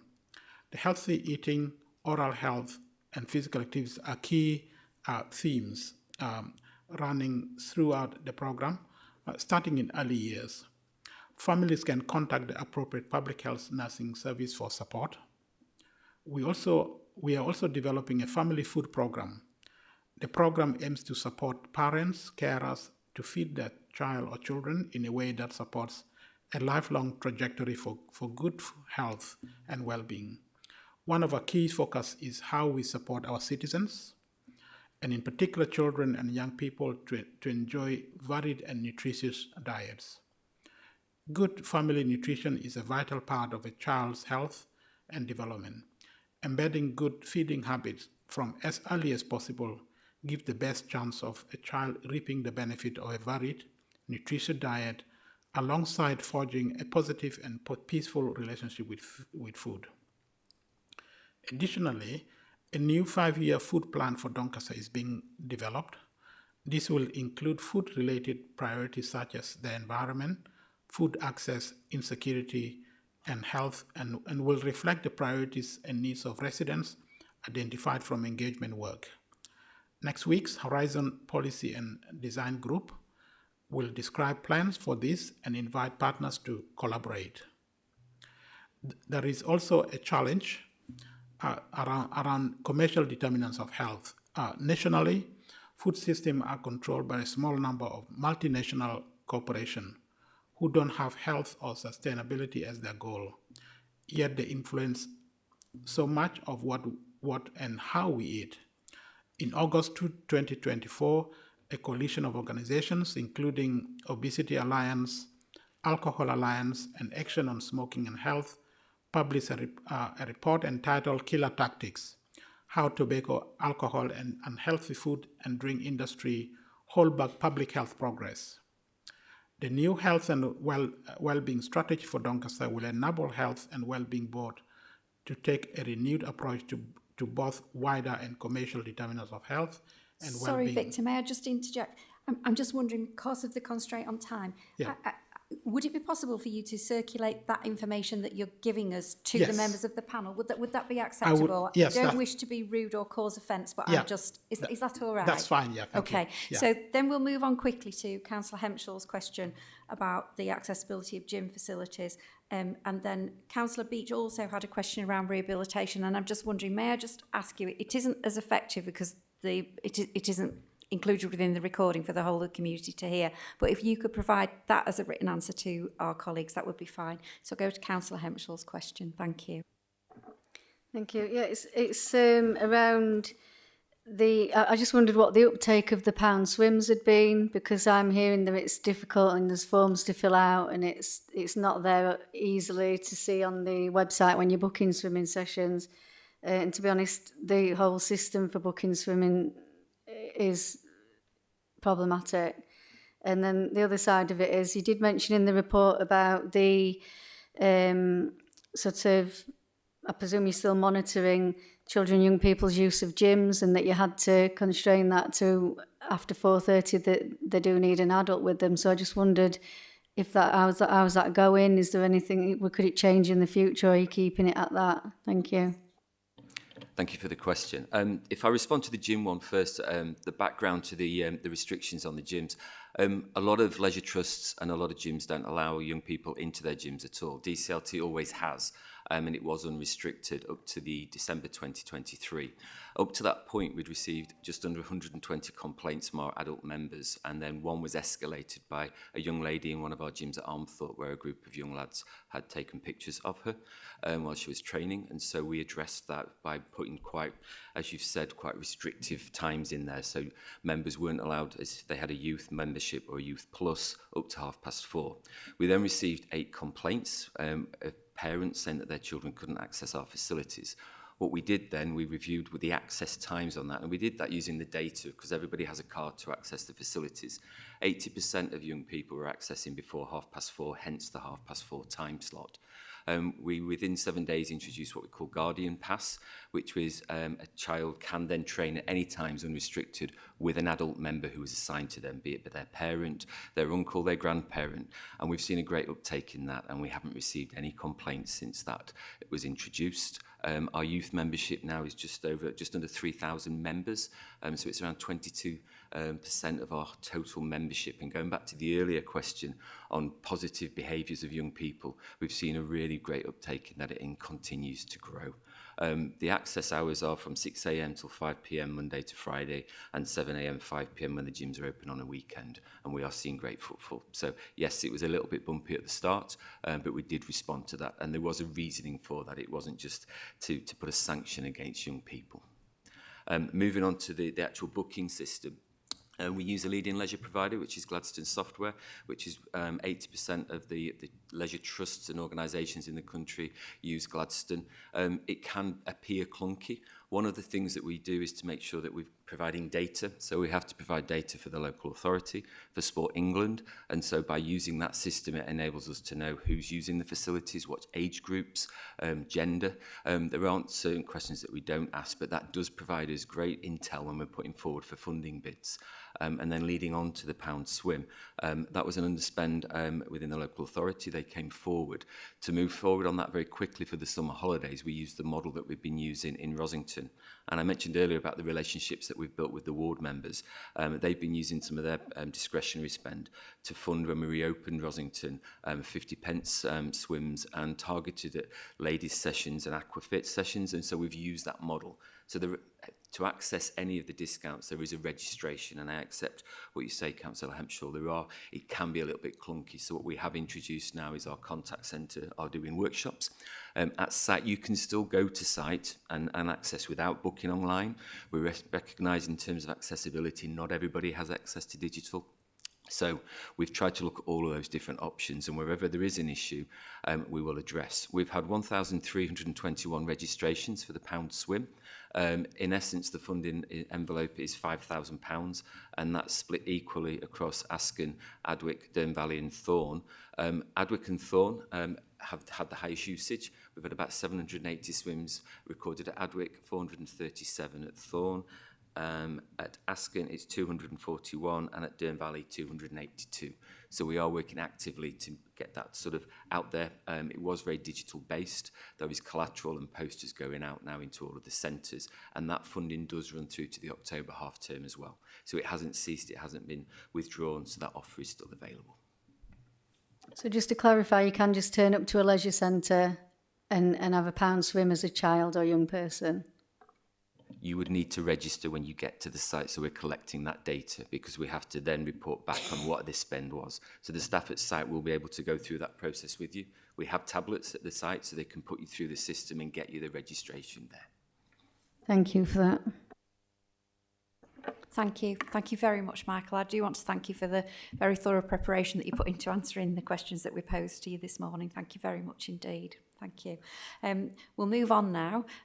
We have questions that I understand Yvonne Fox is answering on behalf of Dan Swain. Is that correct?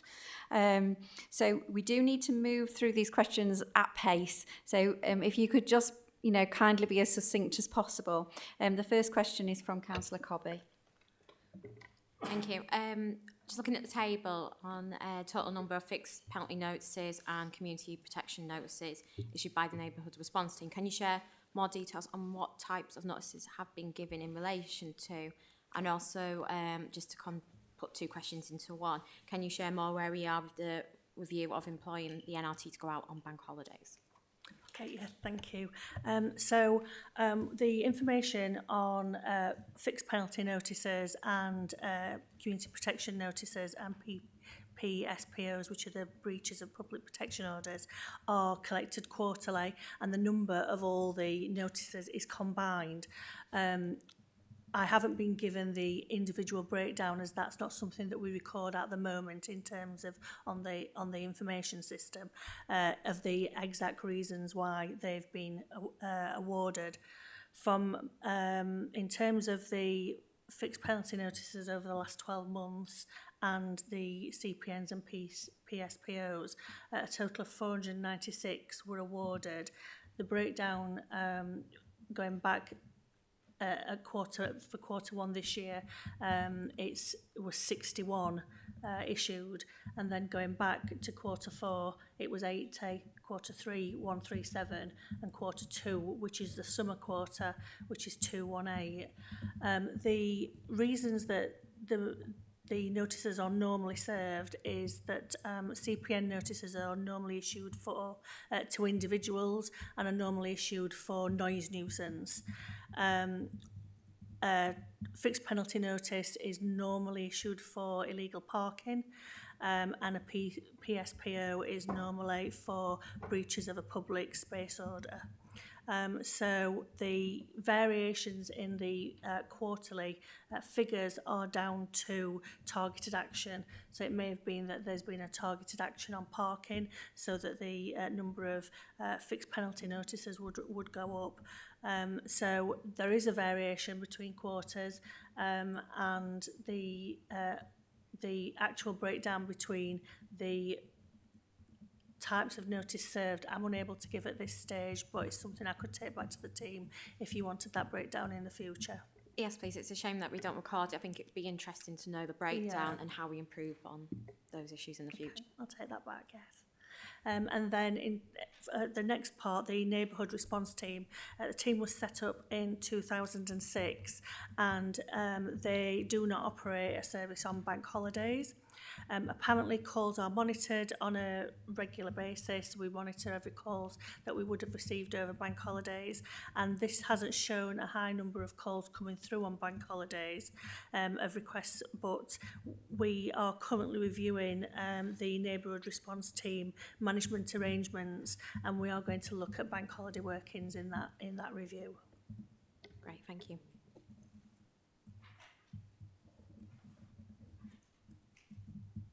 Thank you. We would have moved on to a question about homelessness, but in the context of the fact that we've already talked quite a lot about homelessness this morning, I'm going to defer that question from this morning. And also we were then going to think about the number of jobs in our city where the salary is over 31,000, but in the context of Regen and Housing Overview and Scrutiny having a report coming from Business Doncaster in October that will include employment, I would like to ask Councillor Beach to raise that question with them during that panel meeting, if that's all right. I will do, Chair. I've made a note of it. Thank you, Councillor Beach. We've also going to defer until the next meeting the question from Annette Drinkle about the UK Shared Prosperity Fund, which in order to get us back on track, I'd like to bring in Councillor Cobby to ask the question, which again will still be coming to you, Yvonne, in lieu of Dan being here, about the number of homes retrofitted to improve energy efficiency. Thank you, Chair. On page 3 of the report, it notes number of homes refitted to improve energy efficiency. It has improved recently because we have brought it up quite a few times in the scrutiny panel. So it'd be good to know what has changed to make that improvement. This service is now under Lee Tillman, so I don't have the information available for Q1 performance. So I don't know if you want me to go back and ask Lee to provide that information for the minutes. Yeah. Yes, please. That'd be helpful. Thank you. Thank you. Councillor Hempshaw. Yep. My question is around solar installations. On page 4, paragraph 15, the report mentions this, but I'm just wondering how many council buildings do we currently have solar panels on, and how many more are identified to be suitable to put those on in the future? It's the same response, I'm afraid.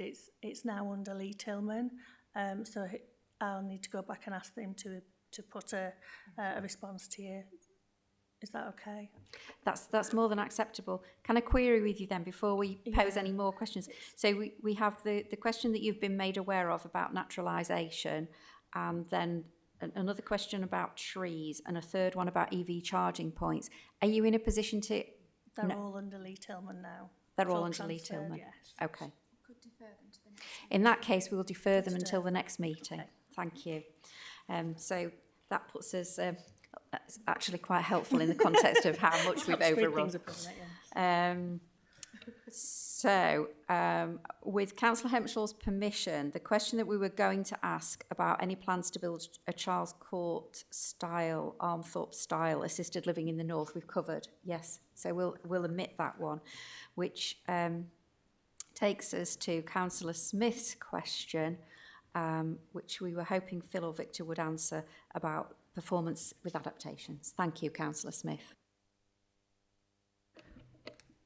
And Phil's just raced in to answer that question.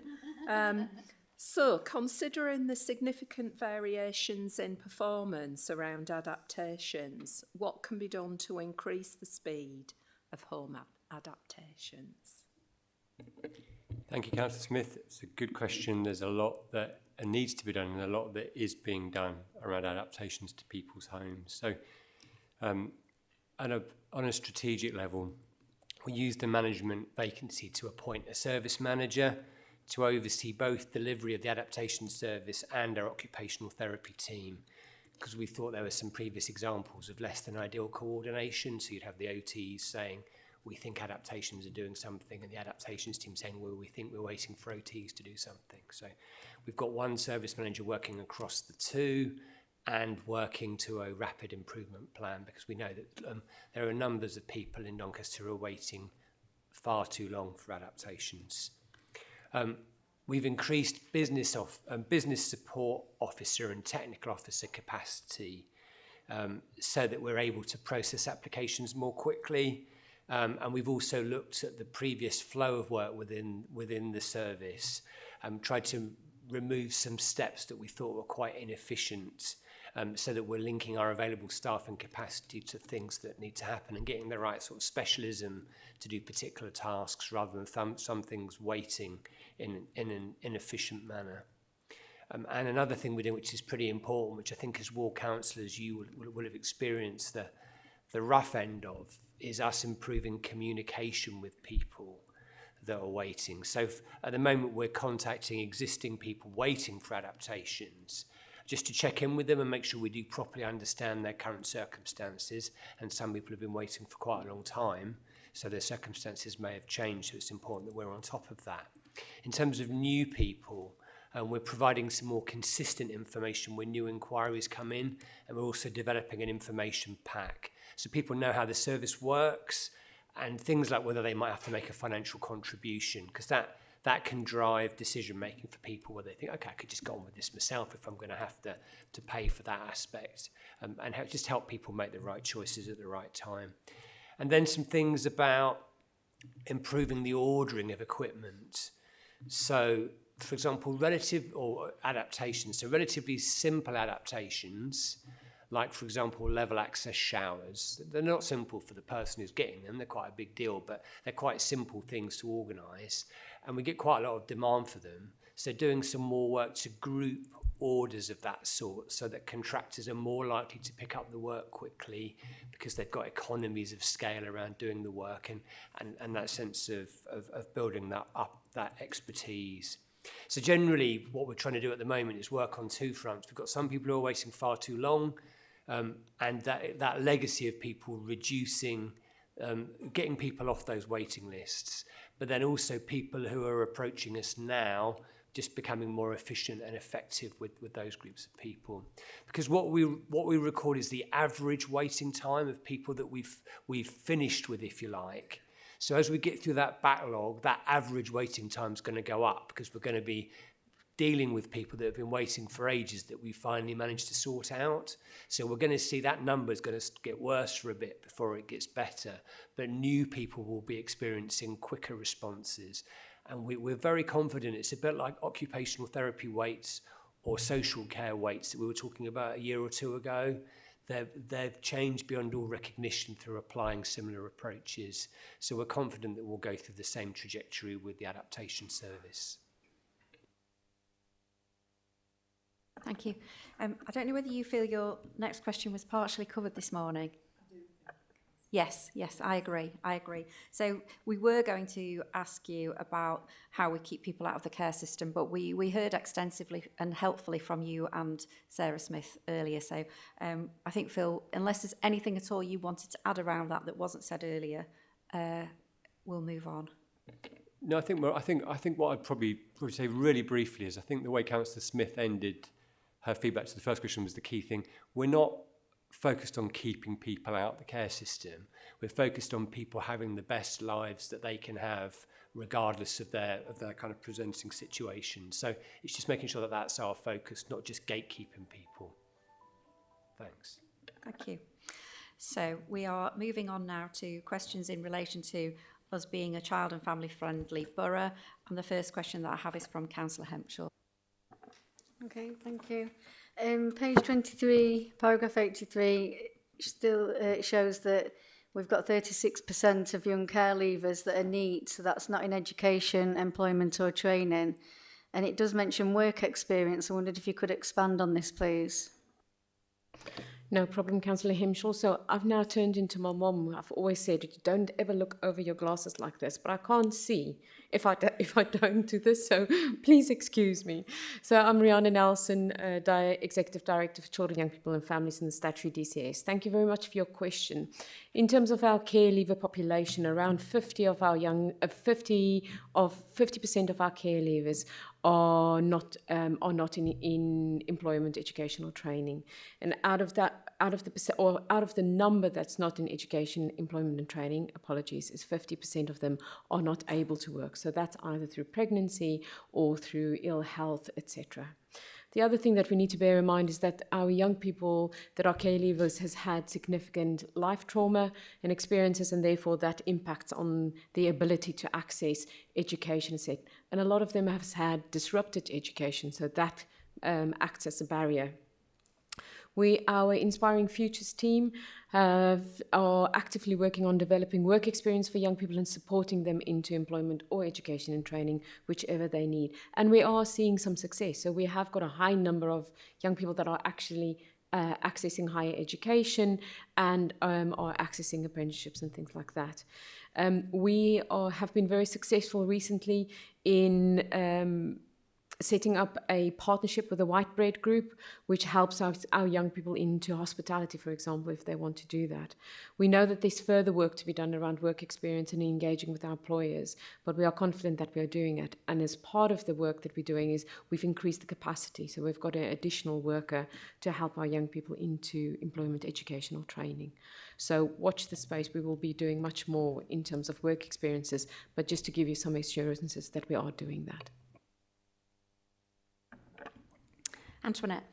Yeah, just a supplementary one, really. You know, in terms of the numbers of young carers, how many of those are NEET, do we know? Or is it something we could find out, given they may have issues in actually being able to access training or employment? So our overall NEET figures for all young people within the city are very low. It's only 4%, I think. I think it's referenced in the report, which is lower than our statistical neighbours, lower than South Yorkshire and much lower than the national average. So we're doing really well in actually keeping our children in education, employment and training. We do need to pay more attention to our vulnerable groups, so including young carers. I can definitely go back and have a look at that, and if we don't record that segment, maybe just have a brief overview of that first. Thank you. Councillor Smith. So, of the 187 requests to assess for an EHCP, 60 were parental self-referral. Is this an increasing trend over time, and what are the reasons for this, and how successful are parental applications, and how can the strain on the system financially and otherwise be mitigated? So we've only seen a slight increase in parental applications for EHCPs. So I will need to just be very clear that a application for an EHCP does not mean that is an issue of an education, health and care plan. So when we receive an application, then we need to go through a process where we assess whether it's suitable for a young person to be assessed for EHCP, which is a multi-agency, multidisciplinary assessment. As I say, we have seen a slight increase in our parents applying for EHCP. That's because we've introduced a EHCP portal, which makes it much easier for families to access support around education, health and care plans and special educational needs. So parents are able now to go onto the portal and apply for a EHCP, where before that would have been a paper exercise and quite a laborious process. Around 70% of parents' applications go through to a agreement that we will do an assessment for a EHCP. So quite a high number of that actually progresses to a process of assessment. So in terms of the pressure on the system, we've explained before the pressures on the system. We know that our request for EHCPs has gone up exponentially. Our education, health and care plans issued has gone up exponentially. If I give you an example, pre-COVID, we were managing around 600 EHCPs. We're now at about 2,000 plus EHCPs that we maintain. So that is a significant pressure, but with that we are increasing the capacity to deal with that as and where we can. So not saying that there's no pressure, but saying that we're trying to deal with it the best we can.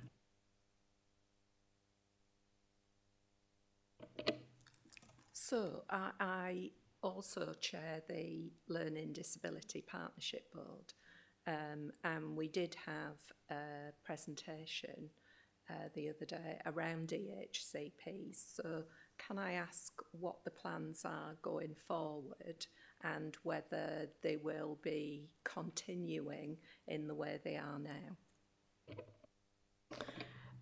I'm not quite clear what you're asking, but I'm going to try my best to capture what you're asking. So let's start with locally. The Code of Conduct for Special Educational Needs has not changed. So we will continue in the same way in terms of the process that we need to follow for children to access and be granted an education, health and care plan. What sits before Education, Health and Care Plan is a SEN support plan within schools.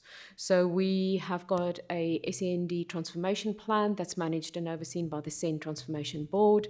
And within there's a multiple of things that we are doing. For example, we've just launched our a support toolkit on our website for parents and professionals to understand what support they could be expecting within schools, how they access additional support, and how they enter into an EHCP process if required, and what is then expected after that. In terms of significant pressure on the system, we know that GDA pathway is delayed, so our young people wait quite a while for a neurodiversity diagnosis, for example. But we're working really hard with our ICB colleagues to address that, and we are seeing some success. It's not fixed, but we are seeing some success. In relation to, so we're doing a lot of work around putting preventative measures into school, supporting schools in the best way that we can in terms of support. And then when that is not enough, then we have invested in our alternative provision, and that's going to be something that I mentioned later on. So better alternative provision to help young people to stay as close as possible to mainstream schools. Where where EHCP is issued and we have to have specialist provision, then we try to support that locally.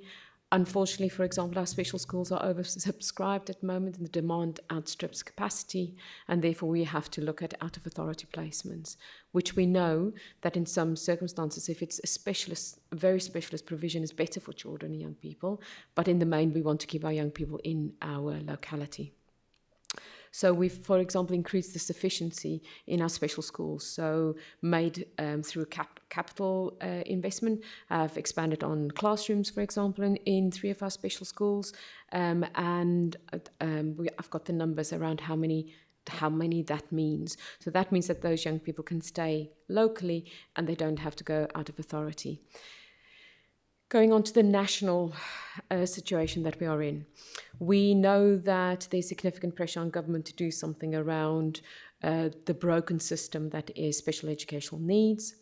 We know that our high needs block is significantly overspending, and I'm sure that there will be a question around DSG and high needs block later on, which we are trying to manage the best that we can, but that's because of a broken system. So we know the government is currently looking at what that means and how they can address the issues that we're facing within special educational needs. And that we'll have to wait and see what comes out of that. But there are some meetings nationally that we're doing something about it. Was that what you wanted? Yes, Antoinette. This might not be a thing, but do home educated children have parents apply for EHCPs for them? And is that, if they can, is that part of the number that's increased? Yes, but not significantly. So we do have young people with special educational needs that parents are home educating them. We try to provide the best support that we possibly can for those young people, and we try to encourage young people to access specialist provision. But yes, there are children with special educational needs that are part of the elected home education cohort.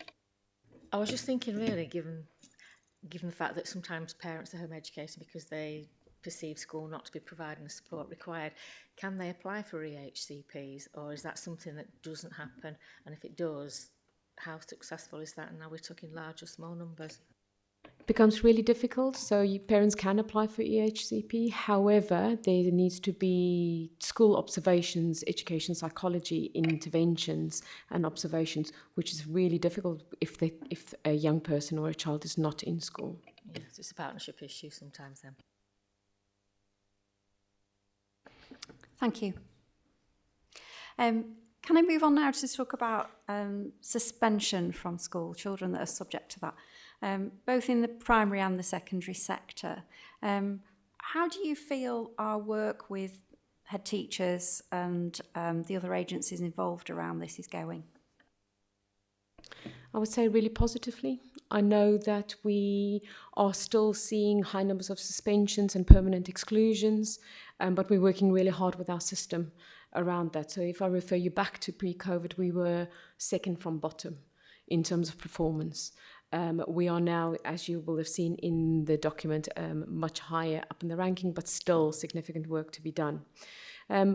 Part of that is how do we equip our schools to support young people within school, and that relates back to the toolkit and relates back to the support we are providing with Senkos and trying to train the workforce up within schools to deal appropriately, usually to support children with behavioural issues. In addition to that, we have expanded our alternative provision. So, for example, our social, emotional, mental health hubs are there to support young people to stay in school, and that seems to be very successful. So that's additional 40 placements that we have. We've got other things like we're reviewing the offer within our pupil referral unit, so that's fit for purpose, and we continue to work with that. And we are reviewing all of our outreach services, so making sure that we provide the right services and support to schools. I would also reference the big picture provision, which is alternative provision to help with young people that has disengaged from education. We've had around 400 young people that have been supported through the big picture provision over the last 6 years, and over 90% of those young people have returned back to school. So that's a really good success rate. And on the back of that, we've created the Vega College that helps young people, again, who's got trouble in having a destination if they were in mainstream school after leaving school, helping those young people into destinations. And we've got, so far, first year, anecdotally, we know 100% success rate for that. So we're building our alternative provision to support our young people to remain in mainstream as long as possible, and if not, to access the right provision. Thank you. That is encouraging to hear. Councillor Hempshaw has the next question. Thank you. So paragraph 24, page 8, it does mention the dedicated schools grant, and I'm wondering if the reduced funding of 0.85 million, how is that being mitigated, and is the reduction due to more than agreed number of out-of-area placements? So this is where the world of children's social care and education crosses over. So young people that requires an out-of-authority placement for children's social care also needs education. And where it's relevant and appropriate, we use a contribution from the designated schools grant, the high needs block, to support that educational placement. We have to budget for that. So this is like Peter to pay Paul kind of stuff. So we, on average, we reckon and we budgeted that 1 in every 2 placements for a children's social care placement will require educational funding, and that will come from the DSG. However, only 1 in 3 young people that had a social care placement required educational funding. So that meant that the DSG block didn't need to give us the £850,000 because we didn't need it, but that creates a pressure in the children's social care part because we budgeted for a contribution from high needs block. So it kind of cancels the other one out, if that makes sense. So you're just demonstrating the broken system that we're hoping will get sorted with the new government. Thank you. Antoinette has a question. It's your question. Thank you. Sorry, I was sorry, Chair. Beg your Can I pardon, Faye. I beg your... Sorry, thank you. Just to introduce myself, I'm Faye Tyus. I'm the Service Director for Finance and Technology. And just to add to what Rihanna's said, in terms of the questions asked about mitigation, but as Rihanna's explained, the impact on the general fund is included in the projection. So that's incorporated into the overspend that you see. So as Rihanna's explained, that that relationship between the dedicated schools grant and the general fund, and getting the right contribution. So I think that's the real important point, is that what we're doing throughout the year is ensuring that that dedicated schools grant is used correctly towards the the placements that require it, as Rihanna's explained, from an education and social care perspective. But both are incorporated into the overall report. So included in the overspend that's the explanation in terms of there's reduced dedicated schools grant, and also there's the saving on the dedicated schools grant further on in the report. I just wanted to make sure that members were clear on that. Thank you, Faye. Thank you. Antoinette, it really is your question now. Thank you. Thank you. It was around the slippage on the capital programme for school expansions, and obviously there has been slippage. What are the reasons for this? Is for the slippage expected, and has the delay caused any particular problems that you anticipate, and can you mitigate those? So this is where my corporate capital program person kind of made that comment within it. So I know that the slippage is due to procurement issues between providers to provide the necessary build. What I would presume, yeah, that's the right word. I would presume that it will be to increase places in schools and to build more capacity, but I do not have the detail of each of the schools in front of me. So Antoinette, with your permission, I'll go back and ask specifically around what the capital spend would be on for each of these places, and whether that's a capacity issue or whether building a sports hall or whatever the case may be. So if that's okay, I'll take that back. That's great, thanks. And there's just the worry, of course, if you delay a year, the cost increases at the moment are just tremendous, aren't they? Councillor Hemphill. Thank you. On page 47, the report mentions an overspend in funding in special schools to have additional classes. Could this be expanded on, please? So we've increased places in special schools to meet demand. So I've already referenced that earlier. This has included additional capital build to provide additional physical spaces for our special schools, and also resource to funding teachers and support staff to increase the number of classes to meet demand. The overspend is due to an increased number with additional classes agreed for Northridge, which has got 8 additional places, Barder 9 places, and Pennine View 4 places, to accommodate and keep our children local. So again, relating to what I said before, is we don't have enough special school places locally. We're trying to increase those special schools places at pace because we can't build a special school ourselves, and therefore that prevents then those young people having to go out of authority for their education. So although it is an overspend, it's definitely a much reduced spend in terms of placing children out of authority necessarily, and better outcomes for those children because they are supported locally. I understand the point that you've made about we can't build special schools, but we had the opportunity to build the Barder School because we were able to bid. Can I ask you, given the situation, and I know it's reflected down the country, are you anticipating the opportunity to bid to build another special school? Not very soon, because that's funding rounds that comes out that you can apply for, and because we've recently had some special school developments within South Yorkshire, it might be a while before we have another opportunity to do that. And when we get to that opportunity, we have to partner with a multi-academy trust in order to progress that. So we have to have a provider that does the application that we support. Also mentioned the additional 8 places at Northridge. Anecdotally, people that I've spoken to have told me that there really is a really acute shortage there. So are we confident that 8 is sufficient, or did we create 8 because it was all we could do? It's all we could do. Thanks for the honesty. Thank you. That takes us on to a question from Councillor Hempshaw.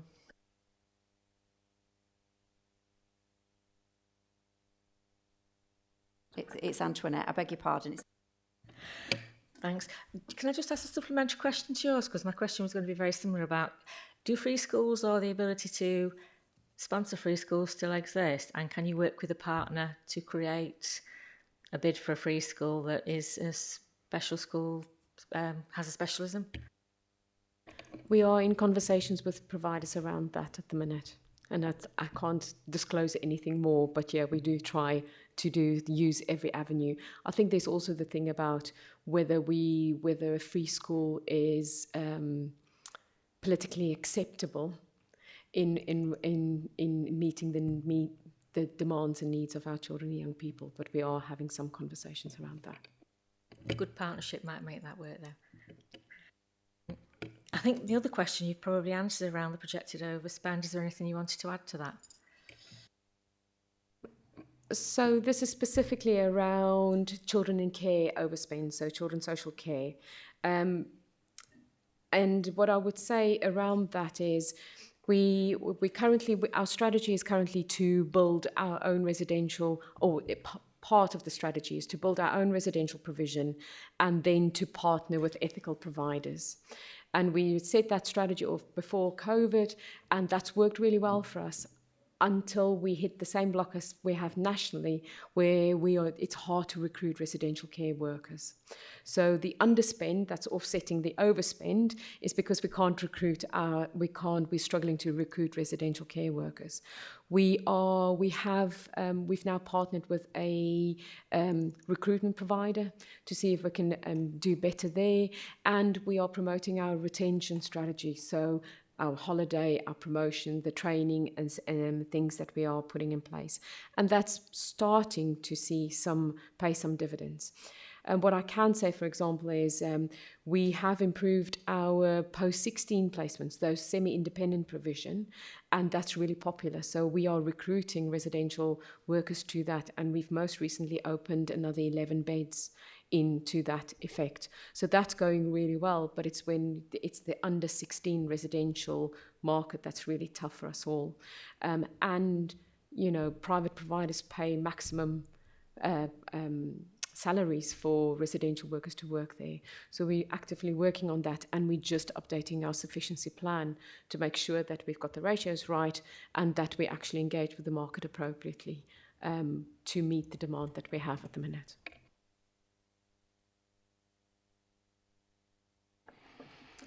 Thank you. Thank you very much, Rihanna. That concludes that part of the agenda. We are going to pause for 5 minutes. The meeting will go on until about 1 p.m. May I just ask you to remain in your seats while we pause the recording? Just before that. Oh, beg your pardon. Thank you. The Chair and members of Overview and Scrutiny Management Committee have noted and commented on the Q1 performance and financial information. I think we've covered that well this morning. Thank you. I'll add those to it is discussed about the work plan for adult social care, CYP and RNH, about supported assisted living, and also I think somebody mentioned about the training, mandatory training. Yes. So if you'd like, add just a moment to that position. Yes. Thank you. Thank you for that clarification. Thank you.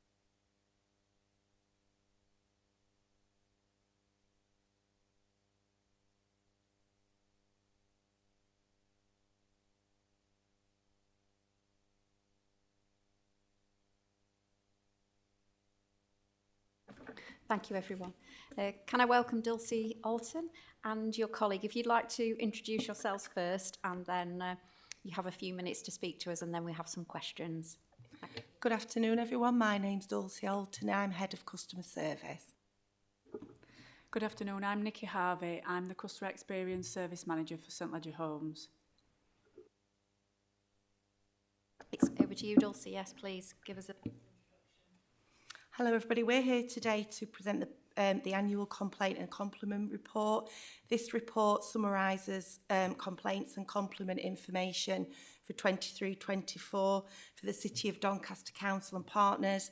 This includes the Council, St Ledger Homes of Doncaster and Doncaster Culture and Leisure Trust. It also seeks to identify the key areas that are subject of complaints across all organisations and what measures have been taken to improve as a result of that feedback where required. All three organisations have complaint policies and procedures that are followed. They have officers who are responsible for ensuring the complaint and complement processes are followed, and they are available to support customers and staff to ensure that making a complaint is as easy as possible for all concerned. These officers also ensure we respond to inquiries and investigations from the local government and social care ombudsman. The report also includes details on the Council's unreasonable behaviour policy, which the customer experience team in Doncaster Council manage and review. Thank you. Councillor Cobber, you have a question. Yeah. So this is pretty much to St Ledger. I'm aware of like a few issues in relation to combating extreme like ASAB, antisocial behaviour complaints. I know of like one issue particularly is being resolved with like one officer particularly, so I won't go into details of that for obvious reasons as well. But just for improving experience, can you share how St Ledger are supporting tenants during those extreme counts of antisocial behaviour? And also on the flip side as well as additional question, how can tenants report low-level instances such as fly tipping on St Ledger land? Because obviously this is where the council can't go on to that St Ledger land, put fly tipping, and that also means non-tenants as well, because that's been a particular issue that's come through myself as well. Yeah, I have got a statement already prepared from Jane Davis, Head of Housing, regarding ASB. So I'll read that out if that's all right. So in July 2023, St Ledger Homes created a specialist safeguarding and antisocial behaviour team to respond and manage high-risk safeguarding and ASB cases. As part of the review and the realignment of housing management services, the team was also set up to strategically develop our service in response to increased volumes and complexity cases and issues. Sorry, I've got contact lenses in and I'm not reading very well. And the need to upskill staff with specialist skills and knowledge to deliver a joined-up approach and play our role with partners in regenerative neighbourhoods. In the first year of operation, the team have received 1,148 high-risk cases, with most common issues being drugs, gang crime, harassment and threatening behaviour. The team have developed further our strong links with partners and have increased our use of tools and powers to contact ASB. ASB has increased to an alarming rate and St Ledger Homes has responded to that but are also feeling the pressure. Casework not only includes investigation and enforcement but also including supporting victims through various methods. We also agree contact contracts with complainants at the start of every case to allow how often and the method of contact is required and updates. We also undertake vulnerable victim risk assessments with partners and risk rate the impact on victims and agree actions with them. These actions can include referrals to agencies for support such as wellbeing, victim support and mental health. Medium and low risk cases such as untidy gardens, less serious ASB, fly tipping and other tenancy issues are dealt with by our area housing teams. These teams work proactively via estates inspections, communal areas inspections and keeping in touch visits, but also react and respond to complaints about tenancy issues and breaches and land issues. New reports can be made via the customer access team. So if they ring 862 862, or they can do it online via their tenant portal. An ongoing contact can be made direct through the relevant housing office if they've already got a case ongoing. We have 30 housing officers across the borough, and all who manage a geographical patch to deliver all the tasks and also to engage and build rapport with tenants, communities and partners. Okay, thank you. Just 2 comments. Yeah, and obviously it mentions like working with partners. Again, don't want to go on a specific case. I know it was working with the police and there was a decision made without the police consent. I'm quite concerned that I want that kind of reviewed. Obviously making a decision without the police, saying it's right acceptance without. I'm trying to like think around about how to discuss it, but as long as we're working with the police and not doing anything before the police says anything to confirm something is quite a key thing. So I'm just making sure that's revised if we can on that point. Yeah, I'll take that back. And then the second point as well is obviously we talked about like reporting low level like fly tipping and that.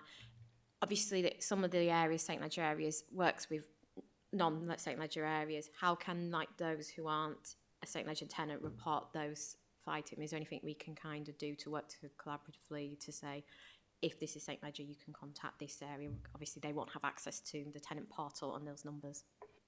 Yeah, they can ring 862 862.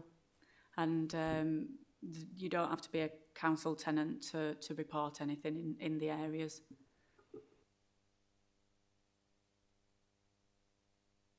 Yeah, sorry, second question.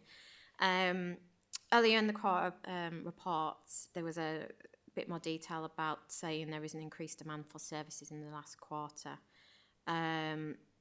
I've received like a couple of, again, I can speak to this separately, but I received a couple of complaints from residents with housing concerns who have entered the Civic trying to speak to someone, get a little bit of information. However, they've not felt welcomed in approaching the council services. So they've either had like bad dealings with somebody when they've come in and not felt welcomed to be there, or they've just, I can't remember the full instance as one case, but they just didn't feel comfortable being there.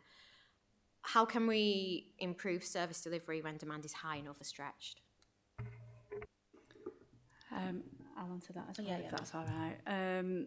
We're constantly reviewing services across the organisation. So we've reviewed the repairs process and combined the scheduled repairs team with the responsive repairs team to make it more productive for trades. We look at shift patterns, so within the customer access team we've looked at shift patterns for the peaks and troughs because demand has also changed in the times that people are contacting us, and regular reporting on performance supports a culture where we do review to improve. And regarding the service delivery from the Civic building in reception,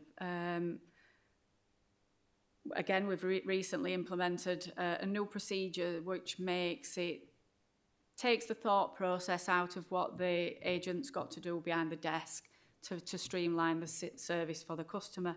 But regarding the reception, we're not aware of any specific complaints logged against the St Ledger reception to know if, but we're more than happy to look at it to see if there's more specific information that we could look at. Thank you. Thank you. If I could also just mention to reassure everyone that in terms of the reception facilities and the online contacting and the contact centre, that is all really closely integrated into the housing regulator inspections. It's one of the key areas that the inspector will look at in terms of how our customers contact them and how their questions are answered, how quickly they're signposted to services, how quickly officers get back to them, if people are satisfied with the service. That all will be reviewed by the housing regulator when we are inspected. So it's a key area for the council and for St Ledger to make sure that we're providing the best possible service that we can. So again, any questions or queries, we'll look into those in terms of looking at how we can improve if there is something identified. Thank you. I'd just like to ask Dulcie a very sort of general, sort of open type question. I'm intrigued to know which measures taken to improve a service area have, as a result of feedback, has seen the most impact in terms of reduction in complaints? Yeah, I think a big area within that's detailed in the report is licensing. They were detailed last year as an area that had a huge increase in complaints. This past year, we've worked, licensing teams worked very closely with the customer experience strategy programme of work, and we've done extensive work within that area. So we've done things like we've improved the technical offer, their online offer, we've redesigned the website, and we've redesigned and improved their online offer, and we've seen a real decrease. So their complaints have reduced by 45% this year, and in the first 2 quarters were the majority of complaints. And I'm pleased to say from April this year as well, they've only received 3 complaints. So we've seen a huge improvement in the area, and we're continuing to improve their online offer with the vehicle and taxi driver portal, which is soon to be released online shortly. So we'll continue to see that. Another area as well is planning. They've introduced quite a number of improvements in planning, and their complaints have reduced by 37%. They weren't excessive to start with, so they've done some really good work around improving report writing for officers. They've introduced a case management system so they can manage the cases more efficiently and quickly. And they've also introduced a new service online so customers can go and check if they're entitled to planning permission themselves. So that's reduced the caseload for planning officers because it's freed up capacity within the team. That's really good. That's really impressive, isn't it? So moving forward then, which service area are you going to target next, do you think? We're, as part of this is the complaints report, but we work very closely with the customer experience strategy that we're working on as well for the next 3 years. We're currently working with, we've done a lot of work with council tax to improve their online offer and how they process work. We're currently doing some work with school admissions, looking at the website. The biggest access channel for the council is online now. It's the website, with about 55% of contact coming through the website, and the other channels are reducing. So it's important if we can get customers to self-serve on the website, it frees staff up to deal with more complex inquiries and customers who are not able to access online, so we can put the resource to deal with to handle customer inquiries within the telephone and face-to-face. Any further questions? No. Well, that concludes what we have to ask you this morning. So I need to confirm that we have thoroughly considered, questioned, commented, and now we note the complaints and compliment report for the period 1st of April 2023 to the 31st of March 2024. Thank you very much for coming, and thank you for all that you were able to share with us. That's really helpful. Thank you.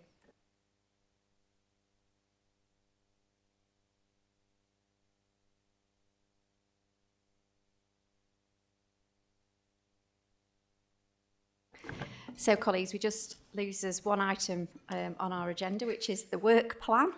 Hand over to Caroline. It won't take long. It's just an opportunity to note the latest work plan on page 133. The only update I can think of is November meeting for OSMC. Could be an update on the Thrive model and part of that, but that's to be confirmed. And an opportunity for anyone to raise anything. From today's early discussion, finance performance, I'll note those areas for the future, although they might be going into the next year's work plan, but we'll take advice from officers. And the last thing is the forward plan. I can't see anything standing out from it, but again, an opportunity if anyone wants to raise anything, otherwise it can be noted. Thank you. Just a quick question in regards to the climate change questions. Will they be rolled forward for the next meeting? Absolutely, we'll make a note of them. Yeah. Great, thank you. So that concludes our meeting. Thank you very much, colleagues.